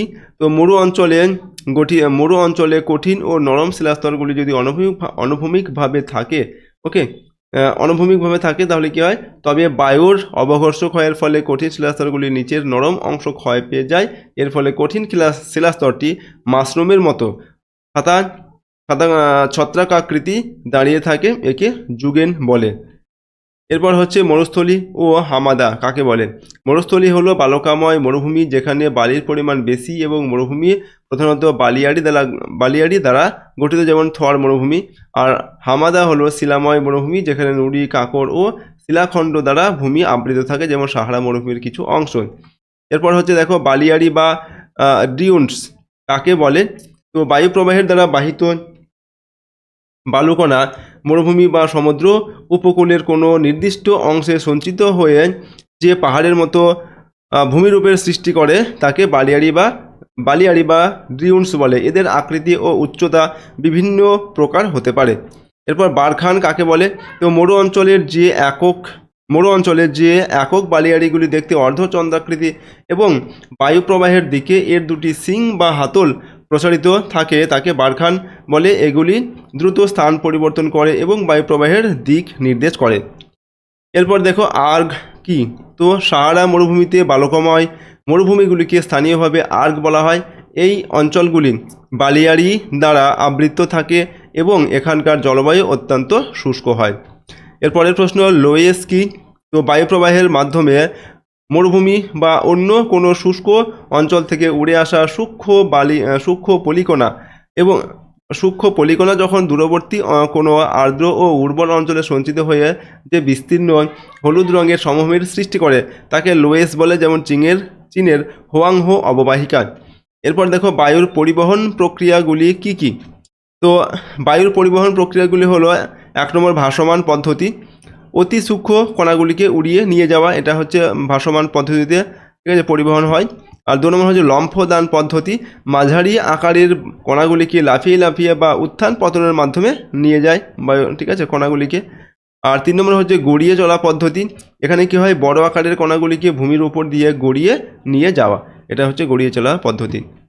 এর পরের প্রশ্ন দেখব, মরু অঞ্চলের দুটি ক্ষয়জাত ভূমিরূপের নাম লেখো। তো মরু অঞ্চলের দুটি ক্ষয়জাত ভূমিরূপ হলো 1 নম্বর মাশরুম রক বা গৌড়, এটা হচ্ছে বায়ুর ক্ষয়কার্যের ছাতার মতো শিলা, ঠিক আছে। এবং 2 নম্বর হচ্ছে ইনসেলবার্গ, এটা বিচ্ছিন্ন কঠিন শিলার টিলা, ঠিক আছে। এরপর হামাদা ও আর্গ এর মধ্যে দুটি প্রধান পার্থক্য লেখো। তো হামাদা হলো শিলাময় মরুভূমি যেখানে শিলাখণ্ড ও নুড়ি বেশি এবং এটি বায়ুর ক্ষয়কার্যের ফল। কিন্তু আর্গ হলো বালুকাময় মরুভূমি যেখানে বালি ও বালিয়াড়ি বেশি এবং এটি প্রধানত বায়ুর সঞ্চয় কার্যের ফল। এরপর সিফ বালিয়াড়ি ও বারখান বালিয়াড়ি এর মধ্যে একটি পার্থক্য লেখো। তো বারখান হলো অর্ধচন্দ্রাকৃতি একক বালিয়াড়ি, যা বায়ুপ্রবাহের দিকে দুটি সিং থাকে, কিন্তু সিফ হলো দীর্ঘ ও সরু শৈলশিলার মতো বালিয়াড়ি, যা বায়ুপ্রবাহের দিকের সঙ্গে সমান্তরালে সৃষ্টি হয়। তো এরপর আমরা এই প্রথম অধ্যায় থেকে 3 নম্বর মানের গুরুত্বপূর্ণ প্রশ্ন এবং উত্তরগুলো দেখব। এখানে আমরা 30টি 3 নম্বর মানের প্রশ্ন রেখেছি, ঠিক আছে? এগুলো খুবই ইম্পর্টেন্ট এই অধ্যায় থেকে। তো প্রশ্ন উত্তরগুলো চলো আমরা পরপর দেখে নিই। প্রথম নদীর কাছ থেকে প্রশ্ন উত্তরগুলো দেখব। দেখো 1 নম্বর হচ্ছে নদী উপত্যকার বিভিন্ন অংশগুলি সংক্ষেপে বর্ণনা করো। তো নদী উপত্যকার প্রধান 3টি অংশ হলো 1 নম্বর উচ্চ গতি, উৎস থেকে পার্বত্য অঞ্চল বা মালভূমির পাদদেশ পর্যন্ত নদীর গতিপথকে উচ্চ গতি বলে। এই অংশে নদীর প্রধান কাজ হলো ক্ষয় সাধন, এখানে ভি আকৃতির উপত্যকা সৃষ্টি হয়। এরপর দেখো মধ্যগতি, পার্বত্য অঞ্চল পেরিয়ে নদী যখন সমভূমিতে প্রবেশ করে তখন এই গতির সৃষ্টি হয়। এই অংশে নদীর প্রধান কাজ হলো ক্ষয় ও সঞ্চয়, এখানে অপেক্ষাকৃত চওড়া উপত্যকা সৃষ্টি হয়। এরপর নিম্নগতি, মোহনার কাছাকাছি প্রায় সমতল ভূমিতে নদীর শেষ গতিপথ হলো নিম্নগতি। এই অংশে নদীর প্রধান কাজ হলো সঞ্চয়, এই গতিতে নদী খুব চওড়া ও অগভীর উপত্যকা তৈরি করে। এরপর দেখো জলপ্রপাত সৃষ্টির অনুকূল পরিবেশ বা কারণগুলি লেখো। তো জলপ্রপাত সৃষ্টির জন্য নিম্নলিখিত অনুকূল পরিবেশ বা কারণগুলি প্রয়োজন। 1 নম্বর হচ্ছে কঠিন ও কোমল শিলার উপস্থিতি। নদী উপত্যকায় কঠিন শিলাস্তর এবং তার নিচে কোমল শিলাস্তর অনুভূমিকভাবে বা তির্যকভাবে থাকলে কোমল শিলা ক্ষয়প্রাপ্ত হয়ে যায় এবং কঠিন শিলাস্তর ঝুলে থেকে জলপ্রপাত সৃষ্টি করে। এরপর 2 নম্বর দেখো শিলার ফাটল বা চ্যুতি। কোনো নদীর পথে শিলাস্তরে বড় কোনো ফাটল বা চ্যুতির সৃষ্টি হলে জল সোজা নিচে পতিত হয়ে জলপ্রপাতের সৃষ্টি হতে পারে।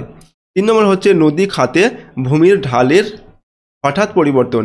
তো নদীর গতিপথে ভূমির ঢাল হঠাৎ খাড়াভাবে পরিবর্তিত হলে জলপ্রপাত সৃষ্টি হয়। তো এইগুলো হচ্ছে জলপ্রপাত সৃষ্টির অনুকূল পরিবেশ কারণ, ঠিক আছে? পরের প্রশ্ন, নদীর ক্ষয়কার্যের 3টি প্রধান প্রক্রিয়া সংক্ষেপে লেখো। তো নদীর ক্ষয়কার্যের 3টি প্রধান প্রক্রিয়া হলো 1 নম্বর হচ্ছে অবঘর্ষ। নদী স্রোতের সঙ্গে বাহিত নুড়ি, পাথর, শিলাখণ্ড প্রভৃতি যখন নদীর তলদেশ বা পার্শ্বদেশকে আঘাত করে বা ঘষে ক্ষয় করে তাকে অবঘর্ষ বলে। 2 নম্বর হচ্ছে জলপ্রবাহজনিত ক্ষয়। প্রবল জলস্রোতের আঘাতে বা ফাটলের মধ্যে জল ঢুকে ফাটলকে বড় করে নদীর পাড় বা তলদেশের শিলাখণ্ডকে স্থানচ্যুত করলে যে ক্ষয় হয় তাকে জলপ্রবাহজনিত ক্ষয় বলে। এরপর দেখো দ্রবণ বা দ্রবীভূত ক্ষয়। নদীবাহিত জলে দ্রবীভূত হওয়ার ফলে শিলাস্তর ক্ষয়প্রাপ্ত হলে তাকে দ্রবণ ক্ষয় বলে। যেমন চুনাপাথর যুক্ত অঞ্চলে এই ক্ষয় বেশি হয়, ঠিক আছে? এরপর নেক্সট হচ্ছে অবনমিত বা সমপ্রায় ভূমি বলতে কী বোঝো। তো নদীর দীর্ঘকালীন ক্ষয়কার্যের ফলে উঁচু নিচু ভূমি ক্রমশ ক্ষয়প্রাপ্ত হতে হতে একসময় সামান্য তরঙ্গায়িত ও প্রায় সমতল ভূমিতে পরিণত হয়, একে অবনমিত বা সমপ্রায় ভূমি বলে। এর বৈশিষ্ট্য কি? 1 নম্বর বৈশিষ্ট্য হচ্ছে এই ভূমি দেখতে ঢেউ খেলানো বা সামান্য উঁচু নিচু হয়। আর 2 নম্বর হচ্ছে মোনাডনক। তো এই ভূমির উপর ক্ষয় প্রতিরোধকারী কঠিন শিলা দিয়ে গঠিত কিছু ছোট টিলা বা পাহাড় অবশিষ্ট থাকতে পারে, এদের মোনাডনক বলা হয়। 3 নম্বর হচ্ছে চক্রের ফল। এই ভূমিরূপ নদীর অন্তিম ক্ষয় চক্রের ফল, ঠিক আছে? এরপর দেখো নদী বাঁক বা মিয়েন্ডার বলতে কি বোঝো। আমরা এখানে উত্তর লিখছি, নদীর মধ্যে ও নিম্ন গতিতে যখন ভূমির ঢাল কমে যায় তখন নদীর স্রোতের গতি হ্রাস পায়। এর ফলে নদী সর্পিল গতিতে এঁকে বেঁকে চলতে থাকে। নদীর এই সর্পিল বা আঁকাবাঁকা গতিকেই নদী বাঁক বা মিয়েন্ডার বলে। এরপর 1 নম্বর পয়েন্টে লিখছি ক্ষয় ও সঞ্চয়। এই মিয়েন্ডারের একটি অংশ ক্ষয় এবং অন্য অংশে সঞ্চয় ঘটে। 2 নম্বর উৎপত্তি। এই নামটির উৎপত্তি অনুসারে মিয়েন্ডারেস নদী থেকে, এই নামটির উৎপত্তি হচ্ছে তুরস্কের মিয়েন্ডারেস নদী থেকে, ওকে, যা এই ধরনের বাঁকের জন্য বিখ্যাত। এরপর হচ্ছে অশ্বক্ষুর আকৃতির হ্রদ কীভাবে সৃষ্টি হয়। তো অশ্বক্ষুর আকৃতির হ্রদ সৃষ্টির প্রক্রিয়া হচ্ছে রূপ, যেমন 1 নম্বর হচ্ছে বাঁকের বৃদ্ধি। নদীর মধ্য ও নিম্ন গতিতে নদী বাঁক বা মিয়েন্ডার ক্রমশ বৃদ্ধি পেতে থাকে। বাঁকের উত্তল দিকে সঞ্চয় ও অবতল দিকে ক্ষয় হয়।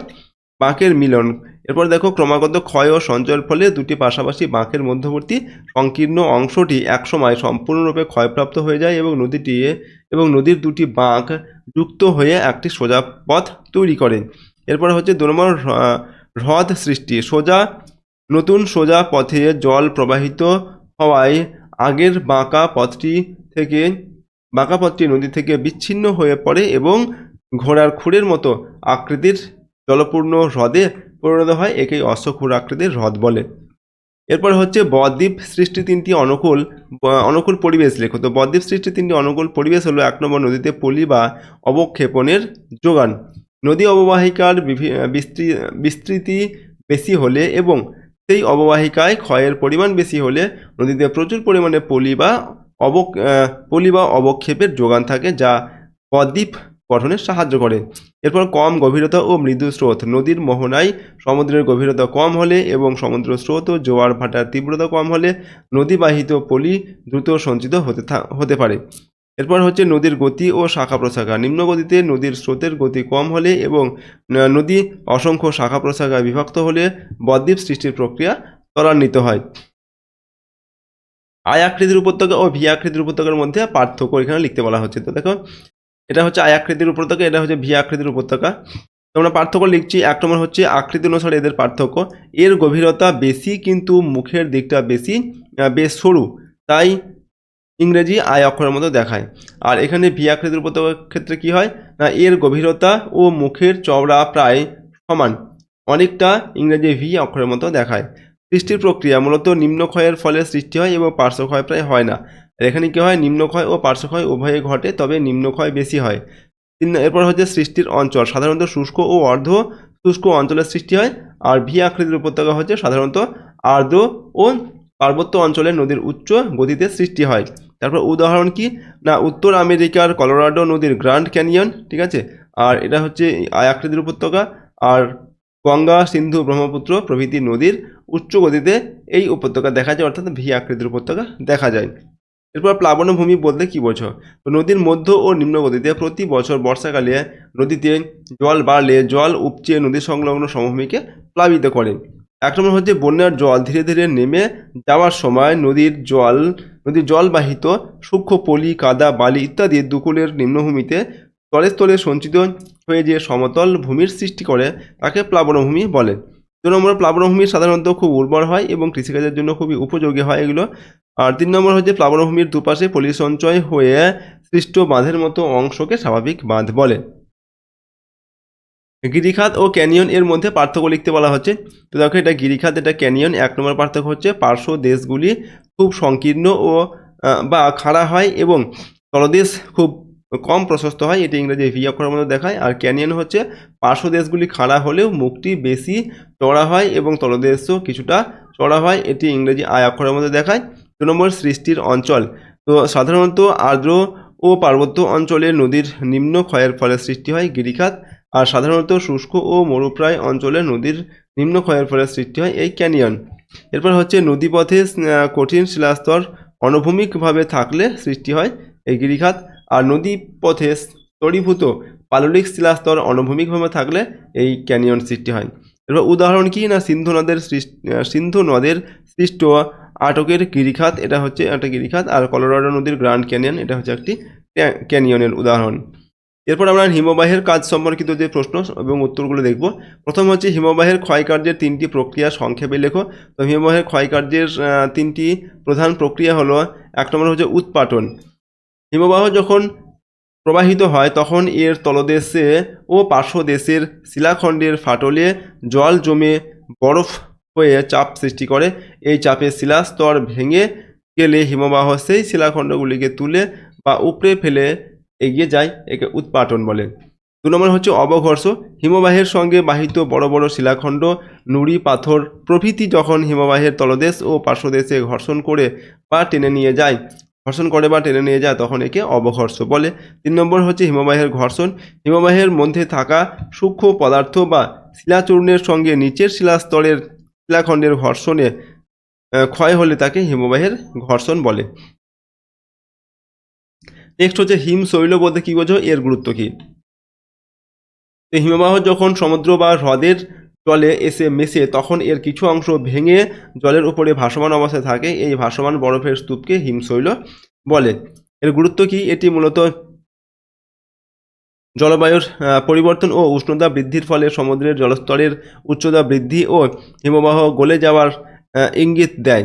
ঠিক আছে। 2 নম্বর বিপদ, হিমশৈলের 9 দশমাংশ জলের নিচে ডুবে থাকে এবং মাত্র 1 দশমাংশ জলের ওপরে ভেসে থাকে। জলের নিচের অংশটি জাহাজ চলাচলের জন্য অত্যন্ত বিপজ্জনক, যেমন হচ্ছে টাইটানিক। ঠিক আছে, টাইটানিক যে জাহাজ সেটা বিপদগ্রস্ত হয়েছিল, ঠিক আছে, এর ফলে, এই হিমশৈলের ফলে। এরপর দেখো বার্গস্ট্রুন্ড ও ক্রেভাস এর মধ্যে পার্থক্য লিখতে হবে। তো বার্গস্ট্রুন্ড আর ক্রেভাসের মধ্যে পার্থক্য কি। 1 নম্বর পার্থক্য হচ্ছে এর অবস্থান অনুসারে এদের পার্থক্য। এটি হিমবাহের উৎস অঞ্চলের মাথার কাছে বা পর্বতের গায়ে বরফের স্তর থেকে দূরে গঠিত হয়। আর ক্রেভাস এটি হিমবাহের গতিপথের যে কোনো স্থানে সৃষ্টি হতে পারে। সৃষ্টির কারণ কি না, পর্বত গাত্রের সঙ্গে হিমবাহের চলন বেগের পার্থক্য বা ফাটলের ফলে সৃষ্টি হয় বার্গস্ট্রুন্ড। আর হিমবাহের ঢালের তারতম্য, অসম গতি ও বাঁকের কারণে সৃষ্টি হয় এই ক্রেভাস। এরপর হচ্ছে আকৃতি অনুসারে এদের পার্থক্য। সাধারণত পর্বত গাত্র বরাবর অর্ধচন্দ্রাকৃতি বা চাপের মতো হয় এটা, ঠিক আছে। আর এটি সাধারণত লম্বালম্বি বা আড়াআড়িভাবে গভীর ফাটল হয় এই ক্রেভাস। এরপর হিমবাহ উপত্যকা ইউ আকৃতির হয় কেন। তো হিমবাহ উপত্যকা ইউ আকৃতির হওয়ার কারণগুলি হলো, 1 নম্বর পার্শ্ব ক্ষয়। হিমবাহ শুধু নিম্ন ক্ষয় না করে উপত্যকার পার্শ্বদেশ ধরেও ক্ষয় করে।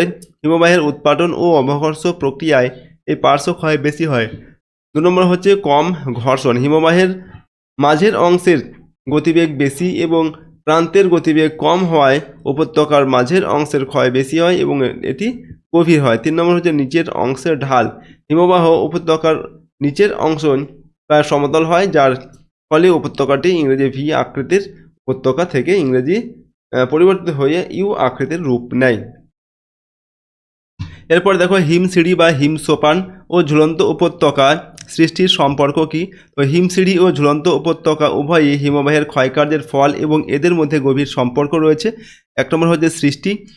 হিমবাহ উপত্যকার একধারে যেমন হিমশিড়ির সৃষ্টি হয়, তেমনি হিমশিড়ির খাড়া ঢাল বরাবর জলপ্রপাতের সৃষ্টি হয়, যা পরে ঝুলন্ত উপত্যকায় পরিণত হয়। 2 নম্বর ক্ষয়ের তারতম্য। প্রধান হিমবাহের তুলনায় শাখা হিমবাহের ক্ষয় করার ক্ষমতা কম হওয়ায় শাখা হিমবাহ উপত্যকা প্রধান হিমবাহ উপত্যকা থেকে কম গভীর হয়। অবস্থান, এই কম গভীর শাখা হিমবাহ উপত্যকাগুলি প্রধান উপত্যকার উপর ঝুলন্ত অবস্থায় অবস্থান করে, ফলে হিমবাহ সরে গেলে সেখানে ঝুলন্ত উপত্যকা এবং জলপ্রপাত সৃষ্টি হয়। নেক্সট হচ্ছে ফিয়র্ড কি, এর দুটি বৈশিষ্ট্য লেখো। হিমবাহ যখন সমুদ্রের দিকে অগ্রসর হয় তখন হিমবাহের প্রবল ক্ষয়কার্যের ফলে সৃষ্ট অত্যন্ত গভীর এবং সংকীর্ণ ইউ আকৃতির উপত্যকা সমুদ্রের জলে ডুবে গেলে যে ভূমিরূপের সৃষ্টি হয় তাকে ফিয়র্ড বলে।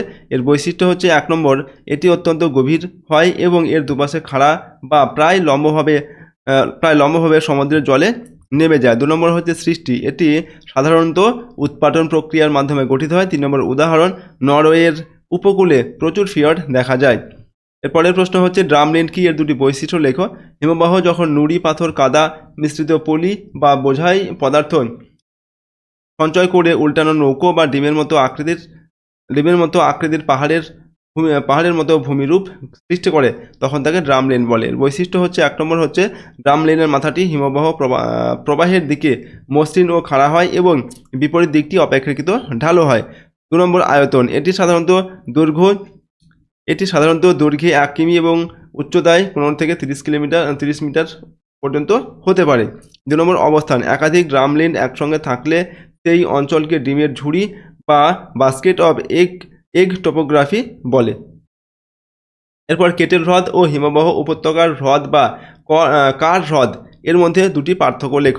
তো এটা হচ্ছে দেখো কার হ্রদ বা হিমবাহ উপত্যকার হ্রদ, এটা হচ্ছে কেটেল হ্রদ। 1 নম্বর পার্থক্য হচ্ছে অবস্থান অনুসারে পর্বতের গায়ে সার্কের মধ্যে বা হিমবাহ উপত্যকার উচ্চ অংশের সৃষ্টি হয়। আর কেটেল হ্রদ হচ্ছে হিমবাহের সঞ্চয় কাজের ফলে গঠিত হিমবাহ উপত্যকার সমতল অংশের সৃষ্টি হয়। 2 নম্বর হচ্ছে সৃষ্টির প্রক্রিয়া, হিমবাহের ক্ষয়কার্যের ফলে সৃষ্ট সার্কে বরফ গলা জলে সৃষ্টি হয়, আর বরফের চাঙড় হিমবাহের সঞ্চিত পলির নিচে চাপা পড়ে যায় এবং বরফ গলে গেলে সৃষ্ট গর্তে জল জমে এই হ্রদ সৃষ্টি হয়। এরপর আকৃতি সাধারণত অর্ধ চন্দ্রাকার বা বাটির মতো আকৃতির হয়, আর এটা হচ্ছে যে কেটেল হ্রদ, এটা আকৃতি কীরকম না সাধারণত অসম আকৃতির হয়। এরপর আশ্রয় দেয় এমন দুটি ভূমিরূপ বা তাদের সৃষ্টি প্রক্রিয়া লেখো। তো হিমবাহের ক্ষয় ও সঞ্চয় কার্যের ফলে সৃষ্ট দুটি ভূমিরূপ যা মানুষের আশ্রয় বা কৃষিকাজে সাহায্য করে, যেমন 1 নম্বর শার্ক বা কড়ি। এটা কি করে না হিমবাহের উৎপাদন ও অবঘর্ষ প্রক্রিয়ায় পর্বতের গায়ে হাতলবিহীন চেয়ার বা অ্যাম্ফি থিয়েটারের মতো যে গভীর গর্ত সৃষ্টি হয় তা হলো শার্ক। হিমবাহ সরে গেলে এই স্থানে জল জমে কার হ্রদ সৃষ্টি হয় যা সুপেয় জলের উৎস। এবার 2 নম্বর কিম। হিমবাহের সঞ্চয় কার্যের ফলে সৃষ্ট ত্রিকোণাকার বা শঙ্কু আকৃতির বালুকাময় টিলা বা স্তূপকে কিম বলে। কিমের উপর পলি ভূমি কৃষি কাজের জন্য উপযোগী হতে পারে। এরপর দেখো হিমরেখা কি, এর উচ্চতার তারতম্যের কারণগুলি লেখো। যে কাল্পনিক রেখার ওপর সারা বছর বরফ বা তুষার জমে থাকে এবং তার নিচে তা গলে জল হয়ে যায়, এই রেখাটিকে হিমরেখা বলে। হিমরেখার উচ্চতার তারতম্যের কারণগুলি হচ্ছে 1 নম্বর হচ্ছে অক্ষাংশ। নিরক্ষীয় অঞ্চলে হিমরেখার উচ্চতা প্রায় 5500 মিটার সবচেয়ে বেশি উঁচু হয় এবং মেরু অঞ্চলের দিকে ক্রমশ কমতে থাকে। মেরু অঞ্চলে তা সমুদ্র পৃষ্ঠে বা 0 মিটারেও কিন্তু দেখা যেতে পারে। এরপর 2 নম্বর উচ্চতা ও বৃষ্টিপাত। কোনো অঞ্চলের গড় উষ্ণতা কম হলে এবং তুষারপাতের পরিমাণ বেশি হলে হিমরেখাটি অপেক্ষাকৃত নিচে অবস্থান করে। এরপর ঢাল, সূর্যের আলো যে ঢালে বেশি পড়ে, উষ্ণ ঢাল, ঠিক আছে, সেখানে হিমরেখা উঁচু হয় এবং যে ঢালে কম পড়ে অর্থাৎ শীতল ঢালে সেখানে নিচু হয়, ঠিক আছে। এরপর বায়ুর কাজ এই সম্পর্কিত আমরা প্রশ্ন উত্তরগুলো দেখব। প্রথম হচ্ছে মরু অঞ্চলে বায়ুর কাজের প্রধান 3টি প্রক্রিয়া সংক্ষেপে লেখো। তো মরু অঞ্চলে বায়ুর কাজের প্রধান 3টি প্রক্রিয়া হলো 1 নম্বর অপসারণ। বায়ু প্রবাহের শক্তি দ্বারা মরুভূমির শিথিল বালি, কাঁকড় ও অন্যান্য আলগা পদার্থ উড়িয়ে নিয়ে গেলে যে ক্ষয় হয় তাকে অপসারণ বলে। 2 নম্বর হচ্ছে অবঘর্ষণ। বায়ু প্রবাহের সঙ্গে বাহিত বালি, নুড়ি প্রভৃতি যখন কোনো শিলাস্তরের ওপর আঘাত করে বা ঘর্ষণ করে ক্ষয় করে তখন অবঘর্ষ বলে। এরপর ঘর্ষণ বা সংঘর্ষ। বায়ু প্রবাহের সঙ্গে বাহিত বালি কণাগুলির নিজেদের মধ্যে আঘাত লেগে চূর্ণ বিচূর্ণ হয়ে ক্ষয় হলে তাকে ঘর্ষণ বা সংঘর্ষ বলে। মরু সম্প্রসারণ রোধের 3টি উপায় লেখো। তো মরু সম্প্রসারণ রোধের জন্য নিম্নলিখিত 3টি উপায় বা পদক্ষেপ নেওয়া যেতে পারে। 1 নম্বর হচ্ছে বৃক্ষ রোপণ ও সবুজ বেষ্টনী। মরুভূমির আশেপাশে প্রচুর পরিমাণে কাঁটাযুক্ত গুল্ম বা মরু সহনশীল গাছ যেমন বাবলা, ফণিমনসা, খেজুর এই সমস্ত গাছ লাগিয়ে সবুজ বেষ্টনী তৈরি করলে তা বাতাসের গতি রোধ করে এবং মাটির ক্ষয় ও বালি উড়ে আসা কমায়। 2 নম্বরে বিজ্ঞানসম্মত কৃষি। স্থানান্তর কৃষি বা অত্যাধিক পশুচারণ বন্ধ করে বিজ্ঞানসম্মত পদ্ধতিতে কৃষিকাজ করলে মাটির আর্দ্রতা বজায় থাকে এবং মৃত্তিকা ক্ষয় রোধ করা যায়। 3 নম্বর জলের সঠিক ব্যবহার। জল সংরক্ষণ করা এবং জমিতে বিন্দু সেচ পদ্ধতির মাধ্যমে জলের সঠিক ব্যবহার নিশ্চিত করা। এগুলো হচ্ছে মরু সম্প্রসারণ রোধের উপায়। এরপর ইনসেলবার্গ ও ভেন্টিফ্যাক্ট এর মধ্যে পার্থক্য লেখো। তো এটা ইনসেলবার্গ, এটা হচ্ছে ভেন্টিফ্যাক্ট। 1 নম্বর পার্থক্য ভূমিকা অনুসারে দেখো, এটি একটি ক্ষয়প্রাপ্ত ভূমিরূপ, ঠিক আছে, যেমন পাহাড় বা টিলা, আর এটি হচ্ছে বায়ুর অবঘর্ষে সৃষ্ট শিলাখণ্ড। 2 নম্বর হচ্ছে আকৃতি। বায়ু ও জলধারা দ্বারা ক্ষয়প্রাপ্ত হয়ে সৃষ্ট মসৃণ ও গোলাকার কঠিন শিলার অবশিষ্ট পাহাড়, ঠিক আছে এটা। আর ভেন্টিফ্যাক্ট এটা হচ্ছে বায়ুবাহিত বালির আঘাতে ক্ষয়প্রাপ্ত হয়ে সৃষ্ট কোণযুক্ত বা বহুতল বিশিষ্ট শিলাখণ্ড। সৃষ্টির প্রক্রিয়া মূলত অপসারণ প্রক্রিয়ার মাধ্যমে ক্ষয়প্রাপ্ত ভূমিরূপ, আর ভেন্টিফ্যাক্ট এটা কি মূলত অবঘর্ষ প্রক্রিয়ার মাধ্যমে সৃষ্ট। ইয়ারদাং সৃষ্টির প্রক্রিয়াটি ব্যাখ্যা করো। তো ইয়ারদাং সৃষ্টির প্রক্রিয়াটি হচ্ছে নিম্নরূপ। 1 নম্বর হচ্ছে শিলাস্তরের অবস্থান। মরু অঞ্চলে কঠিন ও কোমল শিলাস্তরগুলি যখন উল্লম্বভাবে পাশাপাশি অবস্থান করে, আর ঠিক আছে, এটা হচ্ছে সৃষ্টির প্রক্রিয়াটি ব্যাখ্যা করতে বলা হয়েছে। তো আমরা 1 নম্বর যেটা লিখলাম। 2 নম্বর হচ্ছে ক্ষয় সাধন। বায়ুপ্রবাহ কোমল শিলাস্তরের ওপর অবঘর্ষ ও অপসারণ প্রক্রিয়ায় দ্রুত ক্ষয় সাধন করে। আর 3 নম্বর সৃষ্টি, এর ফলে কোমল শিলাস্তর ক্ষয়প্রাপ্ত হয়ে খাদ এবং কঠিন শিলাস্তরগুলি ক্ষয় প্রতিরোধ করে লম্ব শৈলশিলার মতো দাঁড়িয়ে থাকে। এই ভূমিরূপকে ইয়ারদাং বলে। লোয়েস কি, এর দুটি বৈশিষ্ট্য লেখো। মরুভূমি বা প্রায় মরুভূমি অঞ্চল থেকে বায়ু দ্বারা বাহিত অতি সূক্ষ্ম কাদা পলিকণা বহুদূর পর্যন্ত বিস্তৃত হয়ে যে সঞ্চিত হয়ে যে বিস্তৃত সমভূমি তৈরি করে তাকে লোয়েস সমভূমি বলে। এর বৈশিষ্ট্য হচ্ছে 1 নম্বর দিয়ে আমরা লিখছি, এটি সাধারণত হালকা হলুদ রঙের হয় এবং এটি জলধারার সাহায্যে সহজেই ক্ষয়প্রাপ্ত হয়। 2 নম্বর কঠিনতা, এটি আলগাভাবে সঞ্চিত হলেও এতে ক্যালসিয়াম কার্বনেট বেশি থাকায় তা সহজে ভেঙে যায় না। 3 নম্বর উর্বরতা, এই ভূমি অত্যন্ত উর্বর হওয়ায় কৃষিকাজের জন্য খুবই উপযোগী। চীনে হোয়াংহো নদীর অববাহিকায় সুবিশাল লোয়েস সমভূমি দেখা যায়। এরপর হচ্ছে দেখো, বারখান ও সিফ বালিয়াড়ির মধ্যে পার্থক্য লেখন। এটা বারখান, এটা সিফ বালিয়াড়ি। 1 নম্বর হচ্ছে এদের আকৃতি অনুসারে পার্থক্য। অর্ধ চন্দ্রাকার বা অর্ধ চাঁদের মতো দেখতে হয় বারখান বালিয়াড়ি। আর সিফ বালিয়াড়ি হচ্ছে এটি সাধারণত সরু ও লম্বা হয় এবং এর শীর্ষদেশ তরঙ্গায়িত হতে পারে। এরপর 2 নম্বর হচ্ছে সৃষ্টির কারণ। বায়ুর প্রবাহের দিক স্থির থাকলে এবং বালির যোগান সীমিত হলে এটা গঠিত হয়। আর শিব বালিয়ার ক্ষেত্রে কি, ওর প্রবাহের দিক পরিবর্তনশীল হলে এই বালিয়াড়ি গঠিত হয়। এরপর হচ্ছে অংশ, এর উত্তল দিকটি বায়ুর প্রবাহের দিকে থাকে এবং অবতল দিকটি বিপরীত দিকে থাকে। দুটি সিংহের মতো অংশ থাকে, ঠিক আছে, বারখান বালিয়াড়ির। আর শিব বালিয়ার ক্ষেত্রে কি হয়, এর দীর্ঘ শৈলশিরার মতো অংশটিকে শিব বলে। পরের প্রশ্ন হচ্ছে বহির্জাত প্রক্রিয়া ও অন্তর্জাত প্রক্রিয়ার মধ্যে পার্থক্য লেখন। তো বহির্জাত প্রক্রিয়া আর অন্তর্জাত প্রক্রিয়ার মধ্যে পার্থক্য, 1 নম্বর হচ্ছে উৎস অনুসারে এদের পার্থক্য। পৃথিবীর পৃষ্ঠের বাইরে যেমন হচ্ছে সূর্য, বায়ু, জল থেকে শক্তির যোগান হয়, ঠিক আছে, এই বহির্জাত প্রক্রিয়া। অন্তর্জাত প্রক্রিয়া, পৃথিবীর অভ্যন্তরভাগ থেকে শক্তির যোগান হয়। ফলাফল অনুসারে পার্থক্য এদের, ভূমিরূপের উচ্চতা হ্রাস করে সমতল সৃষ্টি করে, যেমন হচ্ছে ক্ষয় সঞ্চয়, ঠিক আছে, একে অবরোহণ বলে। আর ভূমিরূপের উচ্চতা বৃদ্ধি করে অন্তর্জাত প্রক্রিয়া সাধারণত, যেমন হচ্ছে পর্বত সৃষ্টি, ভূমিকম্প, একে আরোহণ বলে। এরপর হচ্ছে উদাহরণ কিনা, নদী, হিমবাহ, বায়ু প্রভৃতির কাজ, এগুলো হচ্ছে বহির্জাত প্রক্রিয়ার ফলে হয়। আর ভূমিকম্প, আগ্নেয়গিরি, অগ্নুৎপাত, মহাদেশীয় সঞ্চালন, এইগুলো হচ্ছে অন্তর্জাত প্রক্রিয়ার উদাহরণ। নদীর ক্ষয়কার্যের ফলে সৃষ্ট 3টি ভূমিরূপের নাম ও তাদের সংক্ষেপে বর্ণনা দাও।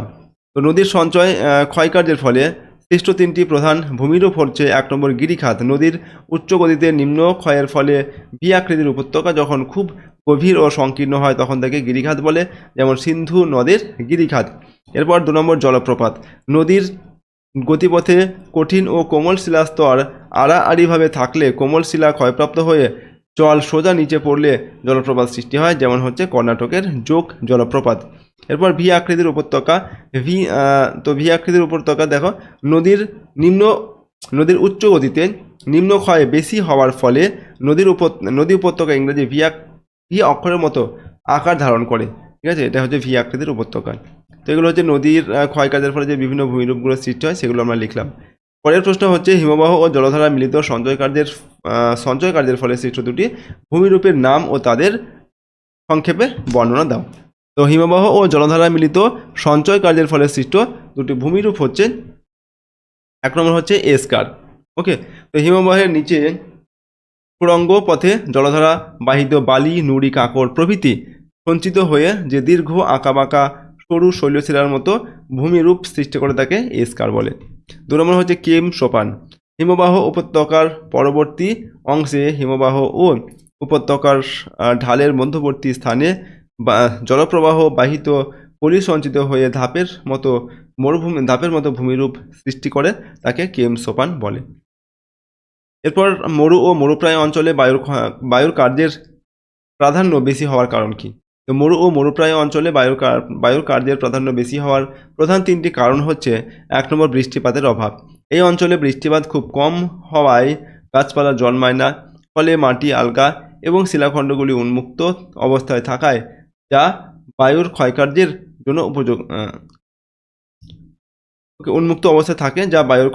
জন্য উপযোগী। এরপর 2 নম্বর শিথিল বালি ও নুড়ি, মরুভূমিতে মাটির উপরিভাগে প্রচুর পরিমাণে শিথিল বালি, পলি ও নুড়ি থাকে যা বায়ু খুব সহজে বহন ও সঞ্চয় করতে পারে। 3 নম্বর, দিনের বেলা তীব্র উষ্ণতা। দিনের বেলায় তীব্র উষ্ণতার কারণে শিলাস্তর ভেঙে চূর্ণ বিচূর্ণ হয়ে আলগা হয়ে যায় এবং তা বায়ুর ক্ষয়কার্যের উপাদান হিসাবে কাজ করে। এরপর দেখো আমরা এই প্রথম অধ্যায় থেকে 5 নম্বর মানের গুরুত্বপূর্ণ প্রশ্নোত্তরগুলো দেখবো। এখানে আমরা 12টি প্রশ্ন রেখেছি, অত্যন্ত ইম্পর্টেন্ট প্রশ্ন যেগুলো সেগুলোই, ঠিক আছে। তো চলো প্রশ্নোত্তরগুলো আমরা দেখে নিই। প্রথম, নদীর কাছ থেকে আমরা 5 নম্বর মানের প্রশ্নগুলো দেখবো। তো প্রথম 1 নম্বর হচ্ছে, নদীর ক্ষয়কার্যের ফলে সৃষ্ট 3টি প্রধান ভূমিরূপ সচিত্র ব্যাখ্যা দাও। তো নদীর উচ্চ গতিতে প্রধানত 3টি ক্ষয় প্রক্রিয়া, যেমন হচ্ছে অবঘর্ষ, ঘর্ষণ, জলপ্রবাহ ক্ষয়, এই প্রক্রিয়া কার্যকর হওয়ার ফলে নিম্নলিখিত প্রধান ভূমিরূপগুলি সৃষ্টি হয়। তো 1 নম্বর হচ্ছে ভি আকৃতির উপত্যকা। নদীর প্রবল নিম্নক্ষয়ের ফলে গিরিখাত বা ক্যানিয়ন সৃষ্টি হয়। পার্শ্বক্ষয় অপেক্ষা নিম্নক্ষয় বেশি হওয়ায় উপত্যকাটি অনেকটা ইংরেজি ভি অক্ষরের মতো হয়, যেমন হচ্ছে সিন্ধু নদের গিরিখাত। এরপর জলপ্রপাত। নদীর গতিপথে আড়াআড়িভাবে কঠিন ও নরম শিলাস্তর থাকলে নরম শিলাস্তর দ্রুত ক্ষয়প্রাপ্ত হয় এবং কঠিন শিলাস্তর ধাপের মতো দাঁড়িয়ে থাকে। নদীর জল সেই খাড়া ঢাল বেয়ে নিচে পড়লে জলপ্রপাত সৃষ্টি হয়। উদাহরণ হচ্ছে যোগ জলপ্রপাত, ঠিক আছে, সরবতী নদীর একটা জলপ্রপাত এটা। 3 নম্বর, মন্থকূপ বা পট হোল। নদীতে বাহিত শিলাখণ্ড জলস্রোতের টানে নদীর তলদেশে চক্রাকারে ঘুরতে থাকলে অবঘর্ষ প্রক্রিয়ায় ছোট ছোট গোলাকার গর্ত সৃষ্টি হয়, একে মন্থকূপ বলে। নেক্সট হচ্ছে নদীর সঞ্চয় কার্যের ফলে সৃষ্ট তিনটি প্রধান ভূমিরূপ সচিত্র বর্ণনা করতে বলা হচ্ছে। নদীর গতিপথ। নদীর নিম্ন গতিতে স্রোত কমে যাওয়ায় বাহিত পলির সঞ্চয় ঘটে। এর ফলে সৃষ্ট তিনটি প্রধান ভূমিরূপ হলো 1 নম্বর, প্লাবনভূমি। নদীর নিম্ন গতিতে বর্ষার সময় অতিরিক্ত জল দুকুল ছাপিয়ে আশেপাশের অঞ্চলে বন্যা ঘটায়। বন্যার জল নেমে গেলে পলি সঞ্চিত হয়ে যে বিস্তীর্ণ সমভূমি সৃষ্টি করে তাকে প্লাবনভূমি বলে। উদাহরণ হচ্ছে গঙ্গা নদীর প্লাবনভূমি। এরপর হচ্ছে স্বাভাবিক বাঁধ। প্লাবনের সময় নদীর দুধারে পলির দ্রুত সঞ্চয়ের ফলে নদীর পাড় বরাবর যে সামান্য উঁচু বাঁধের মতো ভূমিরূপ সৃষ্টি হয় তাকে স্বাভাবিক বাঁধ বলে। এটি বন্যা রোধে সাহায্য করে।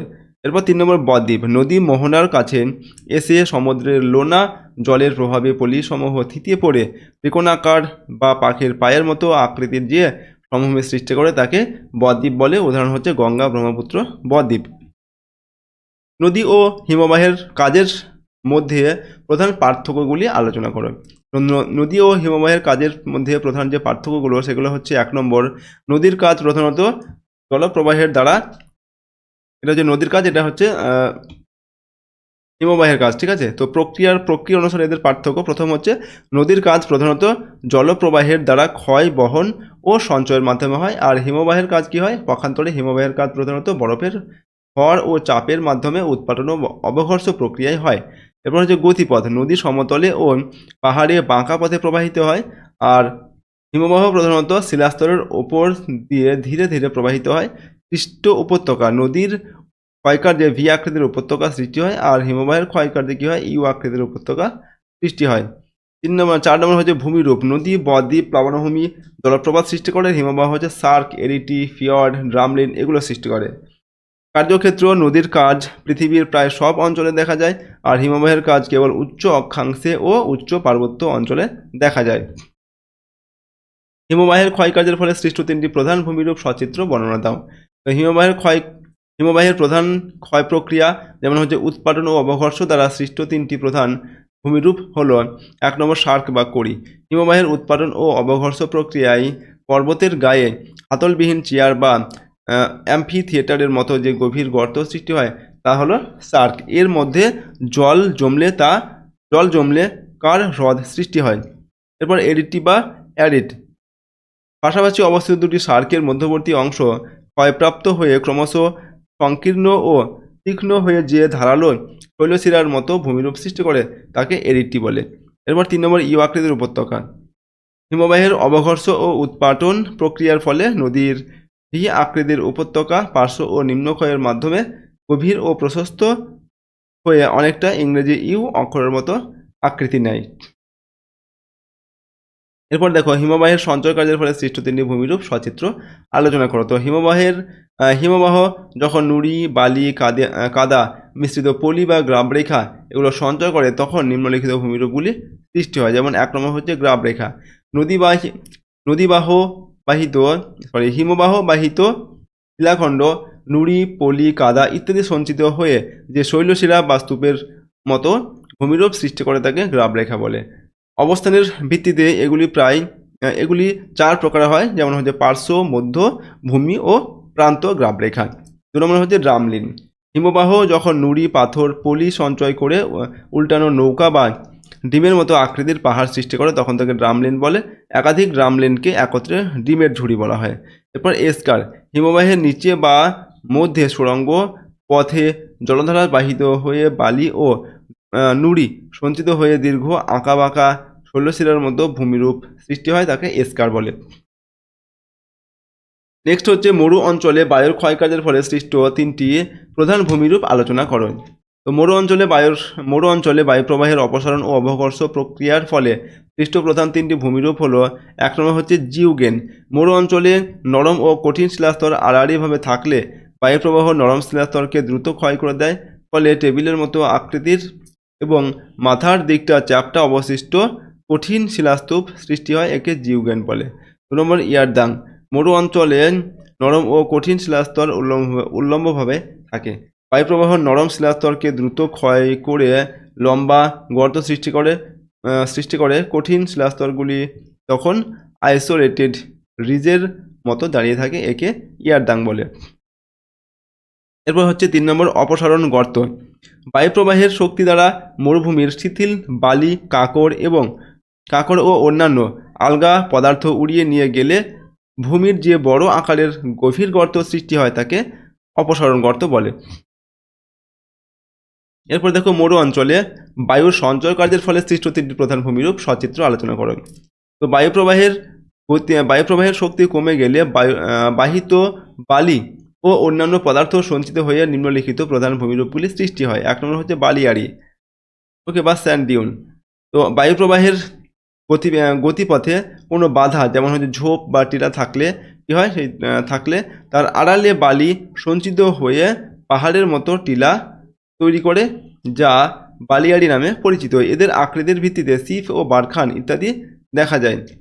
বারখান মরুভূমিতে বায়ুপ্রবাহের দিকে ধনুকাকৃতি বা অর্ধচন্দ্রাকৃতি বালিয়াড়িকে বারখান বলে। এর দুটি সিং বা প্রান্ত বাতাসের গতির দিকে প্রসারিত থাকে। 3 নম্বর লোয়েস। মরুভূমি থেকে বায়ু দ্বারা সূক্ষ্ম পলি ও ধূলিকণা বহুদূর বাহিত হয়ে যখন আর্দ্র অঞ্চলে সঞ্চিত হয়ে বিস্তীর্ণ সমভূমি গঠন করে তখন তাকে লোয়েস সমভূমি বলে, যেমন হচ্ছে চীনের হোয়াংহো অববাহিকা। মরু সম্প্রসারণ বা মরুকরণ রোধের 3টি উপায় আলোচনা করো। তো মরু সম্প্রসারণ রোধের জন্য নিম্নলিখিত 3টে কার্যকর পদক্ষেপ নেওয়া যেতে পারে। 1 নম্বর বৃক্ষরোপণ ও সবুজ বেষ্টনী। মরুভূমির আশেপাশে প্রচুর পরিমাণে কাঁটাযুক্ত গুল্ম বা মরু সহনশীল গাছ, যেমন বাবলা, ফণিমনস, খেজুর এগুলো লাগিয়ে সবুজ বেষ্টনী তৈরি করলে তা বাতাসের প্রতিরোধ করে এবং মাটির ক্ষয় ও বালি উড়ে আসা কমায়। 2 নম্বর বিজ্ঞানসম্মত কৃষি। স্থানান্তর কৃষি বা অত্যাধিক পশুচারণ বন্ধ করে বিজ্ঞানসম্মত পদ্ধতিতে কৃষিকাজ, যেমন হচ্ছে ফসলের আবর্তন, ঠিক আছে, এইগুলো করলে কি হয়, মাটির আর্দ্রতা বজায় থাকে এবং মৃত্তিকা ক্ষয় রোধ করা যায়। 3 নম্বর জলের সঠিক ব্যবহার ও সংরক্ষণ। বৃষ্টির জল সংরক্ষণের জন্য এবং মাটিতে বিন্দু সেচ পদ্ধতির মাধ্যমে জলের সঠিক ব্যবহার নিশ্চিত করলে মাটির আর্দ্রতা বজায় থাকে ও উর্বরতা নষ্ট হয় না। 4 নম্বর হচ্ছে রাসায়নিক ব্যবহার নিয়ন্ত্রণ। মাটিতে বিষাক্ত রাসায়নিক সারের ব্যবহার কমানো উচিত, যা মাটির উর্বরতা নষ্ট করে। এরপর ফিয়র্ড ও রসেমোতানে কিভাবে সৃষ্টি হয় এটা ব্যাখ্যা করো। তো হিমবাহের ক্ষয়কার্যের ফলে সৃষ্ট এই 2টি গুরুত্বপূর্ণ ভূমিরূপ নিম্নরূপ। 1 নম্বর হচ্ছে ফিয়র্ড। হিমবাহ যখন সমুদ্রের দিকে অগ্রসর হয় তখন এর প্রবল ক্ষয় কার্যের ফলে সৃষ্ট অত্যন্ত গভীর এবং সংকীর্ণ ইউ আকৃতির উপত্যকা সমুদ্রের জলে ডুবে গেলে যে ভূমিরূপের সৃষ্টি হয় তাকে ফিয়র্ড বলে। এর দুপাশে খাড়া বা প্রায় লম্বভাবে সমুদ্রের জলে নেমে যায়। উদাহরণ হচ্ছে নরওয়ের উপকূল। এরপর রসেমোতানেন। কঠিন শিলা গঠিত কোনো টিলার উপর দিয়ে হিমবাহ প্রবাহিত হলে উৎপাদন ও অবঘর্ষ প্রক্রিয়ার মাধ্যমে এর যে দিক থেকে হিমবাহ আসে সেই দিকটি মসৃণ হয়ে ঢালু হয় এবং বিপরীত দিকটি উৎপাটনের ফলে অমসৃণ ও খাড়া হয়। দেখতে এটি মেষের পিঠের মতো। এরপর দেখো নদীর মধ্য ও নিম্ন গতিতে সৃষ্ট ভূমিরূপগুলির অর্থনৈতিক গুরুত্ব আলোচনা করো। তো নদীর মধ্য ও নিম্ন গতিতে সৃষ্ট ভূমিরূপগুলির অর্থনৈতিক গুরুত্ব অপরিসীম, যা নিম্নরূপ। 1 নম্বর কৃষি ও খাদ্য শস্য। প্লাবনভূমি এবং বদ্বীপ অঞ্চলে সঞ্চিত উর্বর পলিমাটি কৃষিকাজের জন্য অত্যন্ত উপযোগী। এখানে ধান, পাট, গম ও অন্যান্য ফসল প্রচুর পরিমাণে জন্মায় বা উৎপাদিত হয়। 2 নম্বর জলপথ পরিবর্তন। নিম্ন গতিতে নদীর স্রোত কমে যাওয়ায় বা প্রশস্ততা বাড়ায় এই অংশটি অভ্যন্তরীণ জলপথ পরিবহনের জন্য উপযুক্ত হয়। এটি ব্যবসা বাণিজ্যে সাহায্য করে। 3 নম্বর মৎস্য চাষ। বদ্বীপ অঞ্চল এবং নদী মোহনাগুলিতে মৎস্য চাষের সুবিধা থাকায় প্রচুর পরিমাণে মাছ পাওয়া যায়, যা স্থানীয় অর্থনীতির ভিত্তি। 4 নম্বর শিল্প ও বাসস্থান। নদীর পার্শ্ববর্তী সমতল ভূমিতে শিল্প স্থাপন ও জনবসতি গড়ে তোলার জন্য আদর্শ। নেক্সট হচ্ছে 5 নম্বর নির্মাণ সামগ্রী। নদীর চরের বালি, ঘরবাড়ি, এরপর রাস্তা ও বাঁধ নির্মাণের জন্য নির্মাণ সামগ্রীর যোগান দেয়। তো এগুলো হচ্ছে নদীর মধ্য নিম্ন গতিতে সৃষ্ট যে ভূমিরূপ তাদের অর্থনৈতিক গুরুত্ব। 11 নম্বরে হচ্ছে হিমবাহ ও জলধারার মিলিত সঞ্চয় কার্যের ফলে সৃষ্ট 3টি ভূমিরূপ সচিত্র বর্ণনা দাও। তো হিমবাহ ও তার গলিত জলধারা দ্বারা নুড়ি, কাঁকড়, পলি, বালি প্রভৃতি সঞ্চয় করে যে নতুন ভূমিরূপগুলি সৃষ্টি করে তাদের হিমবাহ ও জলধারার মিলিত সঞ্চয়জাত ভূমিরূপ বা ফ্লুভিও গ্লোসিয়াস ভূমিরূপ বলে। এদের প্রধান 3টি ভূমিরূপ হচ্ছে নিম্নরূপ। 1 নম্বর হচ্ছে বহির্বিধৌত সমভূমি। হিমবাহের সম্মুখ ভাগ থেকে নির্গত গলিত জলধারা দ্বারা বাহিত সূক্ষ্ম বালি ও পলি হিমবাহের তলদেশে সঞ্চিত হয়ে যে বিস্তীর্ণ প্রায় সমতল ভূমি সৃষ্টি করে তাকে বহির্বিধৌত সমভূমি বলে। যেমন এই সমভূমি কৃষিকাজের জন্য উপযোগী। ওকে। 2 নম্বর কেটলি হ্রদ। বহির্বিধৌত সমভূমির উপর হিমবাহ থেকে বিচ্ছিন্ন হওয়ায় বরফের বড় চাই জমে থাকে। পরে বরফ গলে গলে সেখানে যে গোলাকার বা ডিম্বাকার গর্ত সৃষ্টি হয় এবং তাদের জল জমে হ্রদের সৃষ্টি করে তাকে কেটল হ্রদ বলে। এরপর হিমবাহের প্রান্তে বা ফাটলে গলিত জল দ্বারা নুড়ি, কাঁকড়, বালি ইত্যাদি সঞ্চিত হয়ে যে ত্রিকোণাকার বা শঙ্কু আকৃতির ছোট পাহাড়ের মতো ভূমিরূপ সৃষ্টি করে তাকে কেম বলে। অনেকগুলি কেম একসঙ্গে থাকলে তাকে কেম সোপান বলে। এরপর বায়ু ও জলধারার মিলিত কার্যের ফলে সৃষ্ট ভূমিরূপগুলি আলোচনা করো। আমরা উত্তর লিখছি, বায়ু ও অনিয়মিত জলধারার এই মিলিত কার্যের ফলে গঠিত প্রধান ভূমিরূপগুলি হলো 1 নম্বর পেডিমেন্ট। এটি পর্বতের পাদদেশে বায়ু, অনিয়মিত জলধারা ও আবহবিকারের মিলিত ক্ষয়কার্যের ফলে সৃষ্ট প্রায় সমতল শিলাময় ভূমিভাগ। এটি ধীরে ধীরে বিস্তৃত হয়ে পেডিপ্লেন সৃষ্টি করে। 2 নম্বর ওয়াদি। মরু অঞ্চলে আকস্মিক বৃষ্টিপাতের ফলে জলধারা যে শুষ্ক নদীখাত বা উপত্যকার সৃষ্টি করে তাকে ওয়াদি বলে। 3 নম্বর বাজাদা। পর্বতের পাদদেশ থেকে নেমে আসা অস্থায়ী জলধারা যা স্রোত পলল শঙ্কুরূপে পলি, নুড়ি ইত্যাদি সঞ্চয় করে। এই একাধিক পলল শঙ্কু পরস্পর যুক্ত হয়ে যে বিস্তৃতি ঢালু সঞ্চয়জাত ভূমি সৃষ্টি করে তাকে বাজাদা বলে। এরপর হচ্ছে প্লায়া হলো মরু অঞ্চলের বাজাদার কেন্দ্রে বা অবনমিত স্থানে সৃষ্ট একটি অস্থায়ী লবণাক্ত হ্রদ। বৃষ্টির জল জমে যাওয়ার পর তীব্র বাষ্পীভবনে জল দ্রুত শুকিয়ে যায় এবং হ্রদের তলদেশে লবণ ও সূক্ষ্ম কাদার পুরু স্তর জমা হয়। এই লবণাক্ত সমভূমি সমতল ভূমি হলো প্লায়া। ঠিক আছে, এই লবণাক্ত সমতল ভূমি হচ্ছে প্লায়া। তো দেখো, আজকের এই ভিডিওতে আমরা তোমাদের ক্লাস 10-এর ভূগোল বিষয়ের প্রথম যে অধ্যায়টা রয়েছে, ঠিক আছে, বহির্জাত প্রক্রিয়া এবং তাদের দ্বারা সৃষ্ট ভূমিরূপ, এই অধ্যায়ের আমরা 1 নম্বর 2 নম্বর এবং 3 আর 5 নম্বর মানে সব রকমের গুরুত্বপূর্ণ প্রশ্ন আর উত্তর নিয়ে কিন্তু আলোচনা করলাম। প্রতিটি প্রশ্ন তো তোমরা ভালোভাবে মুখস্থ করবে এবং প্র্যাকটিস করবে। তোমাদের পাঠ্য বই থেকে প্রথম অধ্যায়টা ভালোভাবে কিন্তু রিডিং পড়ে নেবে, তারপর প্রশ্নগুলো প্র্যাকটিস করবে এবং মুখস্থ করবে। তাহলে এই অধ্যায় থেকে তোমাদের যে প্রশ্নের পরীক্ষার দিক তার উত্তর তোমরা কিন্তু খুব সহজেই লিখতে পারবে, ঠিক আছে? আর যদি এই প্রশ্নদের পিডিএফ ফাইলগুলো তোমরা পেতে চাও, আমাদের সহজ লেসন অ্যাপটিকে ইনস্টল করবে। অ্যাপের লিঙ্ক ডেসক্রিপশন বক্সে রয়েছে। পেইড কোর্সের মধ্যে পিডিএফগুলো দেওয়া থাকবে, সেখান থেকে পিডিএফগুলোকে ডাউনলোড করে নিতে পারো। আর যদি আমাদের চ্যানেল তোমরা নতুন হও, চ্যানেলটিকে প্লিজ সাবস্ক্রাইব করে রাখবে এবং বেল আইকনে প্রেস করার পর অল অপশানটিকে সিলেক্ট করবে। ভিডিওটিতে একটি লাইক করবে আর ভিডিওটি তোমার বন্ধু বান্ধবীর সঙ্গে শেয়ার করবে। কমেন্ট বক্সে তোমাদের মতামত অবশ্যই লিখবে। তো আজকের এই ভিডিওটিকে আমরা এখানে শেষ করছি। সম্পূর্ণ ভিডিওটি দেখার জন্য অসংখ্য ধন্যবাদ।